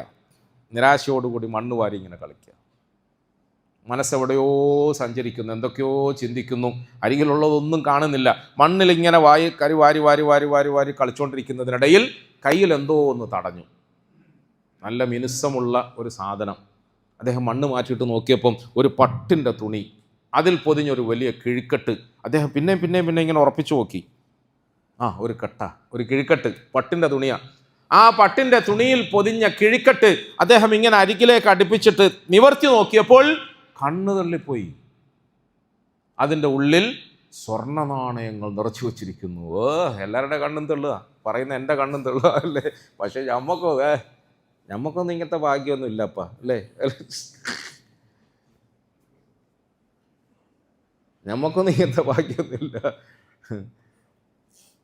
അള്ളാഹു മനസ്സിലാക്കാനും അമൽ ചെയ്യാനും ഒക്കെ തൗഫീഖ് തരുമാറാകട്ടെ. ഇത്രയും സമയം ഉണ്ടായിരുന്ന അദ്ദേഹത്തിൻ്റെ മാനസിക വ്യഥകളും വിഷമങ്ങളും തളർച്ചയും ഒക്കെ അങ്ങ് മാറി ഒരാവേശം വന്നു. ഒരാവേശം വന്നു. ഇത്രയും നിറഞ്ഞ സ്വർണത്തിൻ്റെ നാണയങ്ങൾ എൻ്റെ മുമ്പിൽ. അപ്പോൾ നമ്മളെന്താ സാധാരണ പറയാ, ഇത് പടച്ചോൻ എൻ്റെ പ്രാർത്ഥന കബൂലാക്കിയിട്ട് നേരിട്ട് മേലെ നിന്ന് എനിക്ക് ഇറക്കി തന്നതാണ് ആയിരിക്കാം അല്ലേ, നിനക്കെത്താം. അദ്ദേഹം ആദ്യം അങ്ങനെ വിചാരിച്ചു, ഇത് എൻ്റെ കുടുംബത്തിൻ്റെ പ്രാരാബ്ദം ഇന്നത്തോടെ തീർന്നല്ലോ, എൻ്റെ ദാരിദ്ര്യം തീർന്നല്ലോ, മക്കൾക്ക് എന്തെങ്കിലും വാങ്ങിക്കൊടുക്കാലോ, ഞങ്ങളുടെ ഭാവി അങ്ങനെ പലതും സ്വപ്നം കാണൂല്ലോ അല്ലേ. ഇതിൽ നിന്നൊരു 10 എടുത്തിട്ട് ഇന്ന് തന്നെ അടിച്ച് പൊളിച്ച് നല്ല ഫുഡെല്ലാം വാങ്ങിയിട്ട് 5 സ്റ്റാർ ഭക്ഷണമാക്കുക, എന്നിട്ട് ബാക്കി 100 എടുത്തിട്ട് നാളെ വീടങ്ങ് പൊളിച്ച് മാറ്റിയിട്ട് പുതിയൊരു വീടങ്ങ് കിട്ടുക. പിന്നെ എന്തൊക്കെയാണ് നമ്മൾ സാധാരണ മലയാളികൾ ഇങ്ങനത്തെ കിഴിക്കെട്ട് കിട്ടുമ്പോൾ ചെയ്യാറുള്ളതല്ലേ? ഒരു മാസം ആകെ ചില്ലറ റിയാലോ ദിർഹമോ ഒക്കെ ഇങ്ങോട്ട് എണ്ണി വാങ്ങുമ്പോഴേക്കും നമ്മുടെ മനസ്സിൽ വരുന്ന കുറേ സ്വപ്നങ്ങളും ആ സ്വപ്നത്തിനനുസരിച്ച് നമ്മുടെ നാട്ടിൽ പൊന്തി വരുന്ന കുറേ കൊച്ചു കെട്ടിടങ്ങളും ഒക്കെ ഇല്ലേ? കുറച്ച് നാളിങ്ങനെ പൊന്തും, പെട്ടെന്ന് അറബിക്ക് നമ്മളോട് എന്തെങ്കിലും തോന്നും, ഖുറൂജ് അടിക്കും, കയറ്റിവിടും. ഇവിടെ വന്നിട്ട് ഇങ്ങനെ ഈ ചെളി പിടിച്ച് കിടക്കുന്ന, പായൽ പിടിച്ച് കിടക്കുന്ന കെട്ടിടത്തെ നോക്കിയിട്ട് ഇങ്ങനെ മേലോട്ടും താഴോട്ടും അങ്ങനെയൊക്കെയല്ലേ സംഭവിച്ചുകൊണ്ടിരിക്കുന്നു. അള്ളാഹു മനസ്സിലാക്കാൻ നമുക്ക് തൗഫീഖ് തരുമാറാകട്ടെ. പ്രിയപ്പെട്ടവരെ, ആ മനുഷ്യൻ്റെ മനസ്സിൽ ഒരുപാട് സ്വപ്നങ്ങൾ, ഭാവിയെക്കുറിച്ചിട്ട് പലതും ചിന്ത വന്നു. പെട്ടെന്ന് ആ മനുഷ്യൻ്റെ മനസ്സിലേക്ക് ഒരു നല്ല ചിന്ത വന്നു. അള്ളാഹുവേ, ഞാനിതെല്ലാം പറയാൻ ഇത് എൻ്റെതല്ലല്ലോ, ഞാനിതെല്ലാം പ്രതീക്ഷിക്കാൻ, ഞാനിതെല്ലാം ചിന്തിക്കാൻ ഇത് എൻ്റെതല്ലല്ലോ, ഇതിൻ്റെ ഒരു ഉടമയുണ്ട്. ആ ഉടമയ്ക്ക് നഷ്ടപ്പെട്ടതിൻ്റെ പേരിൽ അയാൾക്ക് എത്ര വേദന ഉണ്ടാവും. ആ വേദനിക്കുന്ന മനസ്സിൻ്റെ ഉടമ ആരാണെന്ന് കണ്ടെത്തണ്ടേ, അയാൾക്കിത് കൊണ്ടെത്തിക്കണ്ടേ, അതല്ലേ എൻ്റെ ബാധ്യത. ഞാനൊരു മുസ്ലിമല്ലേ, എനിക്ക് അവകാശപ്പെടാത്തതും പ്രോപ്പർ ചാനലിൽ വരാത്തതുമായ ഒരു ചില്ലിക്കാശ് ഞാൻ എങ്ങനെ സ്വന്തമാക്കും? ഇല്ല ഇല്ല, ഞാനിത് തൊടൂല. അദ്ദേഹം അത് മുറുക്കിക്കെട്ടി തൻ്റെ കമീസിൻ്റെ ഉള്ളിൽ ഒളിപ്പിച്ചു. എന്നിട്ട് അതും കൊണ്ട് വീട്ടിലേക്ക് ഓടി. എന്തിനാ ഓടുന്നത്? ഭാര്യ ഇതറിയരുത്, മക്കൾ ഇതറിയരുത്. ദുർബലരായ ഭാര്യയുടെയും മക്കളുടെയും മനസ്സിൽ ഇതിനോടൊരു താല്പര്യം വന്നിട്ട് നമ്മൾ അമാനത്ത് നഷ്ടപ്പെടുത്തിയാൽ, വിശ്വസ്തത നഷ്ടപ്പെടുത്തിയാൽ വലിയ പ്രയാസം. അദ്ദേഹം ഇങ്ങനെ ഒളിപ്പിച്ച് വീട്ടിലേക്ക് കൊണ്ടുപോയി മെല്ലെ വാതിൽ തുറക്കുമ്പോൾ തന്നെ ഭാര്യ ഇങ്ങനെ ആകാംക്ഷയോടെ കാത്തു നിൽക്കാണ്. പണിക്ക് പോയതല്ലേ, എന്തെങ്കിലും കിട്ടിയോ. അപ്പോൾ ഇദ്ദേഹം ഒന്ന് സാധനം മറപ്പിച്ച് ഒളിപ്പിച്ച് അതിൻ്റെ ഉള്ളിലേക്ക് കയറുമ്പോൾ ഭാര്യ വിചാരിച്ചു, ഇതെന്തോ തട്ടിപ്പുണ്ടല്ലോ. എന്താ സംഗതി? 40 വർഷമായി ഞാൻ നിങ്ങളോടൊപ്പം വിവാഹ ജീവിതത്തിൽ ഒന്നിച്ചു കഴിയുന്നു, ഇതുവരെ നിങ്ങൾ എന്നെ ഇങ്ങനെ ഒന്നും ഒളിപ്പിച്ചിട്ടില്ല. എന്താണത്? അദ്ദേഹം ഭാര്യനെ ഒറ്റയ്ക്ക് വിളിച്ച് അരികിലിരുത്തിയിട്ട് പറഞ്ഞു, ഇങ്ങനെയൊക്കെ സംഭവിച്ചിട്ടുണ്ട്. അങ്ങനെയാണെങ്കിൽ വല്ലാഹി സത്യം, അത് അള്ളാഹു നമുക്ക് തന്ന അവൻ്റെ പ്രത്യേക സമ്മാനം തന്നെ, യാതൊരു സംശയമില്ല. നമ്മൾ ഇന്നലെ പറഞ്ഞത് ഇങ്ങനത്തെ ആളുകളുടെ സുവിശേഷത്തെക്കുറിച്ചിട്ടല്ലേ അല്ലേ? നമ്മൾ ചിലപ്പോൾ നന്നാകാമെന്ന് വിചാരിച്ചാലും നമ്മുടെ പ്രിയതമ സമ്മതിക്കൂല. അതിന് ഓള് ന്യായവും ചട്ടവും ചിട്ടവും ഒക്കെ ഉണ്ടാക്കിയെടുക്കും. അതിന് പറ്റുന്ന എല്ലാ കുതന്ത്രങ്ങളും നമ്മളുടെ ഭാര്യമാരുടെ കയ്യിൽ നിന്നും ഇങ്ങനെ ഒഴുകി വരും. ഇന്ന കൈദക്കുന്ന അദീമെന്ന് യൂസുഫ് അലൈഹിസ്സലാം പറഞ്ഞു. ഇന്ന കൈദക്കുന്ന അദീമെന്നാണ്. ഇന്ന കൈദക്കുന്ന അദീം. നമ്മളിങ്ങനെ 4 മണിക്കൂർ 3 മണിക്കൂറൊക്കെ പ്രസംഗിച്ചിട്ട് മനുഷ്യരുടെ മനസ്സിലുണ്ടാക്കുന്ന മാറ്റത്തെക്കാളും ഒരു 4 സെക്കൻഡ് കാതിൽ മന്ത്രിച്ചിട്ട് മാറ്റം വരുത്താൻ കഴിയുന്ന വലിയ ഔലിയാട്ടികളെയാണ് നമ്മൾ ഭാര്യമാരായി സ്വീകരിച്ചു നടക്കുന്നത്. അതുകൊണ്ട് ഭാര്യ പറഞ്ഞു, നിങ്ങൾക്കറിയില്ലേ പടച്ചവൻ അവൻ്റെ സാധുക്കളായ അടിമകളുടെ പ്രാർത്ഥന സ്വീകരിച്ചുകൊണ്ട് ഗൈബിയായ നുസ്രത്ത് കൊടുക്കുമെന്ന്. അങ്ങനെ അള്ളാഹു നമുക്ക് സഹായം തന്നതാണ്, അതിൽ സംശയമൊന്നുമില്ല. അതുകൊണ്ട് നിങ്ങൾ നിർബന്ധമായും ഇതിൽ നിന്നും ചില്ലറ നാണയങ്ങൾ എടുത്തിട്ട് വേഗം പുറത്തു പോകും, മക്കൾക്ക് എന്തെങ്കിലും വാങ്ങിക്കൊണ്ടുവാ, നമുക്ക് ഇന്നത്തെ ദിവസമെങ്കിലും നന്നായി നോമ്പ് തുറ കഴിക്കാം. അപ്പം അദ്ദേഹം മനസ്സുകൊണ്ട് ഇങ്ങനെ ചിന്തിച്ചു, ഇവള് പറഞ്ഞതിനകത്ത് ചെറിയ കാര്യമുണ്ട് അല്ലേ, ഒരു കാര്യം ചെയ്യാം, ഇതിൽ നിന്നും ഒരു 10 നാണയം ഞാൻ എടുക്കാം, എന്നിട്ട് അത്യാവശ്യങ്ങൾ പൂർത്തിയാക്കാം, എന്നിട്ടോ ഉടമ വരുമ്പോഴേക്കും ഞാൻ പണിയെടുത്ത് പൈസ ഉണ്ടാക്കിയിട്ട് ആ 10 നാണയങ്ങൾ തിരിച്ചു വെക്കാം. മനസ്സ് ചിന്തിക്കുക. പെട്ടെന്ന് അദ്ദേഹം പറ്റൂല, എനിക്ക് അനുവാദം വേണ്ടേ, ആരാൻ്റെ സ്വത്ത് കൈയിട്ടെടുക്കുക. പ്രിയപ്പെട്ട, ഞാനിങ്ങനെ കഥ പറയുന്നത് നിങ്ങൾ വിചാരിക്കുന്ന ഉസ്താദിന് നല്ല മൂടാണല്ലോ ഇന്ന്, ഇന്നലെയൊക്കെ നമ്മളെ കുറ്റമെല്ലാം പറഞ്ഞിട്ട് ഇന്ന് ഫുൾ കഥയല്ല പറയുന്നത്, അങ്ങനെ സൂചിപ്പിക്കാൻ വേണ്ടിയിട്ട് കഥ പറയുന്നൊന്നുമല്ല. ഈ കഥ ഒരു ലക്ഷ്യത്തോടു കൂടി പറയുന്നതാണ്. കഥയിലെ ഓരോ കണ്ണികകളിലും ഓരോരോ വാക്കുകൾ നമുക്ക് ശേഖരിച്ചു വെക്കാനുണ്ട്, ഓരോരോ തത്വങ്ങളും വലിയ വലിയ വിഷയങ്ങളും ശേഖരിച്ചു വെക്കാനുണ്ട്. സാധാരണഗതിയിൽ നമ്മുടെയൊക്കെ കച്ചവടങ്ങളിൽ നമ്മൾ ചിന്തിക്കാറുള്ള ഒരു ബലഹീനമായ ദുർബലമായ ഒരു ചിന്തയാണ്, ഇപ്പോൾ തൽക്കാലം നമ്മുടെ വിഷമത്തിൻ്റെയും പ്രയാസത്തിൻ്റെയും പേരിൽ അതൊന്നങ്ങ് എടുക്കാം, എന്നിട്ട് നാളെ പിറ്റേന്ന്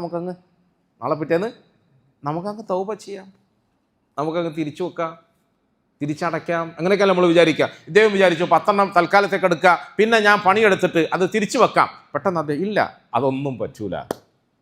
ഭാര്യ വീണ്ടും ഭാര്യയുടെ ഭാഗത്തുനിന്നുള്ള വാല് തുടങ്ങി. ഭാര്യ നിർബന്ധിച്ചപ്പോൾ അദ്ദേഹം ആണായി മാറി. ഞാൻ ഇന്നലെ പറഞ്ഞതിലേക്ക് തിരിച്ചു, ആണായി മാറി, നട്ടലുള്ള പുരുഷനായി മാറി. ദീനിൻ്റെ മാർഗത്തിൽ ഉറച്ചു നിന്നുകൊണ്ട് തൻ്റെ കുടുംബത്തെയും കൂട്ടി സ്വർഗത്തിൽ പോകണമെന്ന താല്പര്യമുള്ളത് കൊണ്ട് അദ്ദേഹം ശക്തമായ ഭാഷയിൽ ഭാര്യയോട് പറഞ്ഞു, കുൽസൂം, ഇനി നീ അധികം സംസാരിക്കരുത്. എങ്ങാനും ഇതിൽ നിന്നും ഒരു ചില്ലിക്കാശ് നീ എടുക്കുകയോ ഇതിവിടെ എൻ്റെ കൈവശമുണ്ടെന്ന് ആരോടെങ്കിലും നീ പറയുകയോ ചെയ്താൽ ഞാൻ നിന്നെ തലാഖ് പറയും. ഞാൻ നീയുമായിട്ട് ബന്ധമൊന്നും ഉണ്ടാവില്ല, നിന്നെ ഞാൻ തലാഖ് പറയും. ഇത് എൻ്റെ ആഹ്റമാണ്, ഇതെൻ്റെ പടച്ചവനുമായിട്ടുള്ള ബന്ധമാണ്, ഞാനിതിൽ കൈവെക്കൽ. പട്ടിണി നമുക്ക് സഹിക്കാം, പ്രാരാബ്ദം നമുക്ക് സഹിക്കാം, പക്ഷേ ഈമാനും അമാനത്തും നഷ്ടപ്പെടുത്താൻ ഞാൻ തയ്യാറില്ല. നീ വേണ്ടിപ്പോയാൽ ഇനി നിന്നെ ഞാൻ തലാഖ് പറയും. ഭാര്യ അടക്കണം. അങ്ങനെ ഭാര്യ ഇടക്കിടയ്ക്ക് ഭാര്യനെ അടക്കണം, എപ്പോഴും അല്ല, ഇടക്കിടയ്ക്ക് അടക്കണം. നമ്മൾ നന്മയിലാണെങ്കിൽ, നമ്മൾ നീതിയിലാണെങ്കിൽ, ഹത്തിലാണെങ്കിൽ അടക്കി നിർത്തണം പ്രിയപ്പെട്ടവർ. അദ്ദേഹം ഈ സ്വർണ്ണ നാണയങ്ങളൊക്കെ വീട്ടിൽ ഒളിപ്പിച്ച് വെച്ചതിനോടുകൂടി ആ കുടിലിൽ അന്നത്തെ രാത്രി മുഴുപട്ടിണി, അന്നും അത്താഴമില്ല. പിറ്റേന്നത്തെ രാവിലെ അദ്ദേഹം പണിയായുധങ്ങളും എടുത്തുകൊണ്ട് ഇന്നലെ പോയ വഴിയിലൂടെ നടന്നു. പണി കിട്ടുമോ. അന്ന് പണി കിട്ടുമോ എന്ന് അന്വേഷിക്കുന്നതിനിടയിൽ മനസ്സിൻ്റെ ഉള്ളിൽ മറ്റൊരു അന്വേഷണം ഉണ്ടായിരുന്നു. ഈ നഷ്ടപ്പെട്ടു പോയ കിഴിക്കെട്ടിൻ്റെ ഒറിജിനൽ ഓണർ ആരാണ് എന്ന് അന്വേഷിക്കണം. ആ ഒരു അന്വേഷണത്തിലാണ് അദ്ദേഹം ഉള്ളത്. കാരണം എന്താ, ഇസ്ലാമിക നിയമപ്രകാരം നമുക്കങ്ങനെ വഴിയിൽ കടന്നൊരു സാധനം കിട്ടിയാൽ അത് നമുക്ക് തൊടാൻ അനുവാദമില്ല. നമ്മൾ കൊണ്ടുവന്ന് കാമ്പസാർ ജുമാഅത്ത് പള്ളിയുടെ നടുക്കളത്തിൽ എവിടെയെങ്കിലും വെക്കുക, അല്ലെങ്കിൽ നമ്മുടെ കസ്റ്റഡിയിൽ വെക്കുക. എന്നിട്ട് ഇവിടെ എല്ലാവരും കൂടുന്ന സമയത്ത് ഒച്ചത്തിൽ വിളിച്ച് പറയണം, സഹോദരങ്ങളെ ഒരു സാധനം കിട്ടിയിട്ടുണ്ട്, അതിൻ്റെ തെളിവടക്കം നിങ്ങൾ എന്നെ സമീപിച്ചാൽ ഞാൻ നിങ്ങൾക്ക് തരും എന്ന് പറയണം. എത്ര പ്രാവശ്യം പറയണം? ഇസ്ലാമിക നിയമപ്രകാരം എത്ര പ്രാവശ്യം പറയണം? ഉസ്താദന്മാരോട് ചോദിച്ചു നോക്കിയാൽ മതി. ഫിഖ് പഠിക്കുന്നത് വെറുതെ നിസ്കരിക്കാനും സലാം വീട്ടാനും മാത്രമല്ല. ഒരു വർഷക്കാലം കാമ്പസാർ പോലെയുള്ള പൊതുവായ രംഗത്ത് നമ്മൾ അതിനെക്കുറിച്ച് ഇങ്ങനെ ആലാൻ ചെയ്യണം, വിളിച്ചു പറയണം. ഒരു വർഷക്കാലം കാത്തു നിൽക്കണം. ഈ ഒരു വർഷത്തിൻ്റെ ഇടയിൽ ആരെങ്കിലും വന്നാൽ നമ്മൾ കൊടുക്കണം. ഒരു വർഷം വരെയും വന്നിട്ടില്ലെങ്കിൽ എന്ത് ചെയ്യണമെന്ന് ഞാൻ ഇപ്പോൾ തൽക്കാലം പറയൂല. കാരണം എന്ത് ചെയ്യണം, ഒരു വർഷം കാത്തു നിന്നാലും ചെയ്യാൻ പറ്റുമോ, അങ്ങനെ ഒന്നും ആരും ചിന്തിക്കും. അത് പിന്നെ പറയാം. അപ്പോൾ അദ്ദേഹം വിചാരിക്കുകയാണ്, പടച്ചോനെ ഇതിൻ്റെ ഒറിജിനൽ മുതലാളി ഒന്ന് കിട്ടിയായിരുന്നെങ്കിൽ അങ്ങ് കൊടുത്ത് തലേന്ന് ഒഴിവാക്കായിരുന്നു. അന്നത്തെ അന്വേഷണത്തിൽ അദ്ദേഹം ഇങ്ങനെ പോയി ഹറമിൻ്റെ പരിസരത്തെത്തിയപ്പോൾ ഒരാൾക്കൂട്ടം കണ്ടു. ആ ആൾക്കൂട്ടത്തിൻ്റെ ഇടയിലേക്ക് അദ്ദേഹം തലയിട്ട് നോക്കി. ഒരു ഉയർന്ന സ്ഥലത്ത് യമൻ നിവാസിയായ ഒരു ചെറുപ്പക്കാരൻ എണീച്ചു നിന്നുകൊണ്ട് ഒച്ചത്തിൽ എന്തോ വിളിച്ചു പറയുന്നുണ്ട്. അരികിലേക്ക് ചെന്ന് ശ്രദ്ധിച്ചപ്പോൾ ആ ചെറുപ്പക്കാരൻ പറയാണ്, സഹോദരങ്ങളെ, മക്കക്കാരെ, സത്യസന്ധന്മാരെ, എൻ്റെ ഒരു പണക്കിഴി നഷ്ടപ്പെട്ടു പോയിട്ടുണ്ട്. അത് നിങ്ങൾക്ക് ആർക്കെങ്കിലും കിട്ടിയെങ്കിൽ ഈ പരിശുദ്ധ റമദാനിൽ പടച്ചവനിൽ വിശ്വസിക്കുന്ന നിങ്ങൾ എന്നെ അത് തിരിച്ചേൽപ്പിക്കണം. അഥവാ നിങ്ങൾ എന്നെ തിരിച്ചേൽപ്പിച്ചാൽ നിങ്ങൾക്ക് ഒന്നിന് പകരം 700 പ്രതിഫലം അള്ളാഹു തരുന്നതാണ്. പറയുന്ന വാക്കുകളൊക്കെ ശ്രദ്ധിച്ചോണം, അള്ളാഹു തരുന്നതാണ്. അപ്പോൾ ഈ ഉപ്പാപ്പ ഓടി വന്ന് കാര്യം പിടുത്തം കിട്ടിയല്ലോ, പണക്കിഴി എൻ്റെ കയ്യിലുണ്ട്. അരികിൽ ചെറുപ്പക്കാരാ, നീ അറിയോ, ഞങ്ങൾ മക്കാർ ഒരുപാട് സാധുക്കളുണ്ട്, വളരെ കഷ്ടപ്പെടുന്ന ആളുകളുണ്ട്, പാവങ്ങൾ. അങ്ങനെ മുഴുപട്ടിണിയിൽ കഴിഞ്ഞുകൂടുന്ന പാവങ്ങൾ ഒരുപാടുള്ള മക്കയിൽ നിന്റെ നഷ്ടപ്പെട്ടു പോയ പണക്കിഴി ഏതെങ്കിലും ഒരു പാവപ്പെട്ടവൻ്റെ കയ്യിൽ കിട്ടിയിട്ടുണ്ടെങ്കിൽ അവൻ തിരിച്ചു തരാൻ വേണ്ടി എൻ്റെ അഭിപ്രായത്തിൽ നീ വർത്തമാനം പറയുമ്പം ഒരു സമ്മാനം പ്രഖ്യാപിക്കണം. എന്നാലല്ലേ തിരിച്ചു തരാനുണ്ട്. കാരണം എന്താ, ഈ പാവത്തിന് തൻ്റെ ദാരിദ്ര്യം എങ്ങനെയെങ്കിലും ഒന്ന് ഹലാലായ മാർഗത്തിൽ പരിഹരിക്കണ്ടേ. മക്കൾക്ക് ഇന്നെങ്കിലും പോകുമ്പോൾ നോമ്പുറക്കാൻ എന്തെങ്കിലും വാങ്ങിച്ചുകൊണ്ട് പോകണ്ടേ. അതിന് അദ്ദേഹം ഹലാലായ നിലയിൽ ആ മനുഷ്യനോട് പറഞ്ഞ, ഇവിടുത്തെ ഏതെങ്കിലും ഒരു പാവപ്പെട്ടവൻ്റെ വീട്ടിലായിരിക്കും അത് ചിലപ്പോൾ കിട്ടിയിട്ടുണ്ടാവുക. അയാൾ നിനക്ക് മടക്കി തരാൻ, അയാളെ പ്രേരിപ്പിക്കാൻ വേണ്ടിയിട്ട് നീ ഇവിടുന്ന് ഇങ്ങനെ പരസ്യമായൊരു പ്രഖ്യാപനം നടത്ത്. എൻ്റെ പണക്കിഴി ആരെങ്കിലും തിരിച്ചു തന്നാൽ 700 കൂലി സ്വർഗത്തിൽ തരുമെന്ന് പറഞ്ഞില്ലേ. സ്വർഗ്ഗം അടക്കട്ട്, തൽക്കാലം ഇപ്പോൾ ഇവിടുത്തെ പട്ടിണി മാറണ്ടേ. സ്വർഗവും നരകമൊക്കെ പിന്നല്ലേ. ഔദും ബിസ്മിയും കുടുക്കേ പതയ്ക്കുമെന്നല്ലേ. ഔദും ബിസ്മിയും കുടുക്കേ പതയ്ക്കുക. ആദ്യം ഇങ്ങുള്ളത് പിന്നല്ലേ അവിടുത്തത്. അതുകൊണ്ട് നീ ഒരു പ്രഖ്യാപനം നടത്തണം. അപ്പം ഈ ചെറുപ്പക്കാരൻ ചോദിച്ചു, അല്ല എന്നാൽ പിന്നെ നിങ്ങൾ തന്നെ പറയും, ഞാൻ എന്ത് പ്രഖ്യാപനമാണ് നടത്തേണ്ടത് എന്ന് ചോദിച്ചു. എന്ത് പ്രഖ്യാപനമാണ്? അപ്പോൾ ഈ ഉപ്പാപ്പ പറഞ്ഞു, എൻ്റെ ആ പണക്കിഴി നിങ്ങൾ തിരിച്ചു തരികയാണെങ്കിൽ ഞാൻ അവർക്ക് 100 സ്വർണ്ണ നാണയം കൊടുക്കും എന്ന് പറയാൻ പറ്റും. എന്നാൽ പിന്നെ കൊണ്ടുതരും, 100 സ്വർണ്ണ നാണയം കൊടുക്കും. ഈ ചെറുപ്പക്കാരൻ നല്ല ഈമാനുള്ളവനാണ്.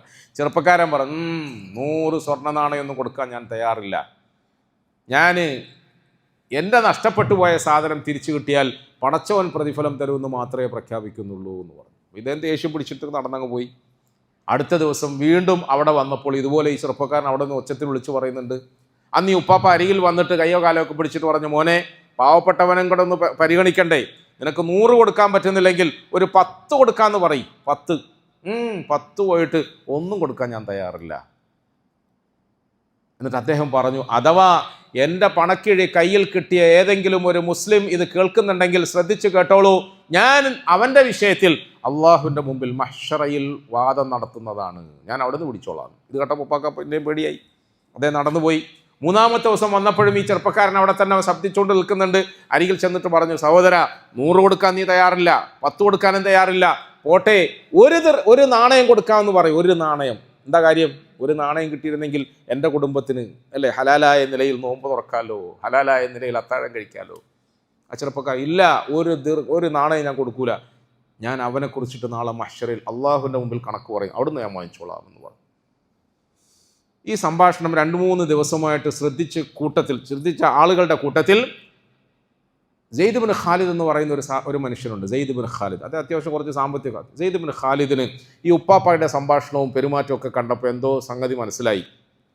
മെല്ലെ അവർ പിരിഞ്ഞപ്പോൾ അദ്ദേഹം ഈ ഉപ്പാപ്പാനെ കൂടെ കൂട്ടിയിട്ട് ചോദിച്ചല്ല, നിങ്ങളിങ്ങനെ പണിയായുധങ്ങളൊക്കെ എടുത്ത് നടക്കുന്നത്, ജോലി അന്വേഷിച്ച് നടക്കുന്നതാ? അതെ. ജോലിയൊന്നും കിട്ടിയില്ലേ? ഇല്ല, കുറേ ദിവസമായി ജോലി. എന്നാൽ പിന്നെ എൻ്റെ പീടികയിൽ ഒരു ചെറിയ പണിയുണ്ട്, ബാ എടുക്കുമോ? എടുക്കും. അദ്ദേഹത്തെ കൂട്ടിക്കൊണ്ട് പോയി. എന്നിട്ട് പീടികയുടെ മുമ്പിൽ ചില്ലറ സാധനങ്ങൾ ഉണ്ടായിരുന്നു, അത് പറക്കി അകത്ത് വെക്കാൻ കൽപ്പിച്ചു. ചരിത്രകാരന്മാർ പറയുന്നുണ്ട് അങ്ങനെ ഒരു പണി ആവശ്യമൊന്നുമില്ല, അത് ഖാലിദിന് തന്നെ വേണമെങ്കിൽ എടുത്ത് വെക്കാവുന്നതേ ഉള്ളൂ. പക്ഷേ ഈ ഉപ്പാപ്പയുടെ അവസ്ഥ അദ്ദേഹം മനസ്സിലാക്കിയത് കൊണ്ട് അയാൾക്ക് പണി കൊടുക്കാൻ വേണ്ടി, പണി കൊടുക്കാന്ന് പറഞ്ഞാൽ നിങ്ങളുടെ അർത്ഥത്തിലുള്ള പണിയല്ല, ഇന്നിപ്പോൾ നിങ്ങൾ കൊടുത്തുകൊണ്ടിരിക്കുന്ന പണിയല്ല, അങ്ങനത്തെ പണി, അങ്ങനല്ലേ, അവനൊരു പണി കൊടുക്കണമെന്ന് പറയുന്നില്ലേ, ആ പണിയാന്ന് വിചാരിക്കണ്ട. അതാ ഇപ്പം നമ്മളെല്ലാവർക്കും കൊടുത്തുകൊണ്ടിരിക്കുന്നത്. നമ്മളങ്ങനെ പലർക്കും കൊച്ചു കൊച്ചു പണി കൊടുക്കുമ്പോൾ പടച്ചവൻ അവൻ നമുക്ക് വലിയ പണി തരുന്നതാണ്. അതുകൊണ്ടാണ് നമുക്കിഷ്ടമുള്ള രാഷ്ട്രങ്ങളിലൊക്കെ ഇടക്കിടക്ക് മേലെ നിന്ന് പടാന്ന് വീഴുന്നത്. ഉസ്താദ് എന്താ യുദ്ധത്തെക്കുറിച്ച് പറയാത്തതെന്ന് എല്ലാവരും ചോദിക്കും. എന്ത് പറഞ്ഞിട്ട് എന്താ കാര്യം? ഇത് യുദ്ധമല്ലല്ലോ, ഇത് വല്ലാത്ത കള്ളക്കളികളല്ലേ പ്രിയപ്പെട്ടവരെ നടന്നുകൊണ്ടിരിക്കുന്നത്. അതുകൊണ്ട് ഈ കള്ളക്കളികളെ കുറിച്ചിട്ട് മസ്ജിദിൻ്റെ ഉള്ളിലിരുന്ന് പറഞ്ഞ് നമ്മുടെ സമയം കൂടെ നമ്മൾ മെനക്കെടുത്തണ്ടല്ലോ. എന്നോട് ഇത് കഴിഞ്ഞ ദിവസം ഞാനിങ്ങനെ പ്രസംഗമെല്ലാം കഴിഞ്ഞ് പുറത്തിറങ്ങിയപ്പോൾ ഒരു സഹോദരൻ വന്നിട്ട് ചോദിച്ചു, ഉസ്താദിൻ്റെ യുദ്ധത്തെക്കുറിച്ച് ഒന്നും പറഞ്ഞില്ലല്ലോ. ഞാൻ പറഞ്ഞല്ലോ. ഇല്ല, ഒന്നും പറഞ്ഞില്ല. ഞാൻ പറഞ്ഞു പറഞ്ഞില്ല. ഞാൻ പറഞ്ഞു, പക്ഷെ അത് അവസാനം നിങ്ങൾക്ക് മനസ്സിലാകാത്ത അറബി ഭാഷയിലാണ് പറഞ്ഞത് നിങ്ങളോടുമല്ല, എൻ്റെ പടച്ചവനോടാ, അത്രയും മതി, അതിൻ്റെ ആവശ്യമുള്ളൂ. ശ്രദ്ധിച്ചോ നിങ്ങൾ? അത്രയേ ഉള്ളൂ, അത്രേ വേണ്ടൂ. അതുപോട്ടെ. ഏതായിരുന്നാലും പ്രിയപ്പെട്ടവരെ, എന്തിനാണ് ഞാനത് പറഞ്ഞത്? പണി കൊടുക്കാൻ നമ്മൾ വിചാരിക്കണ്ട. അങ്ങനെ പണി കൊടുത്താൽ പടച്ചോൻ നമുക്ക് വലിയ പണി വേറെ തരും. അള്ളാഹു നമ്മളൊക്കെ കാത്തുരക്ഷിക്കുമാറാകട്ടെ.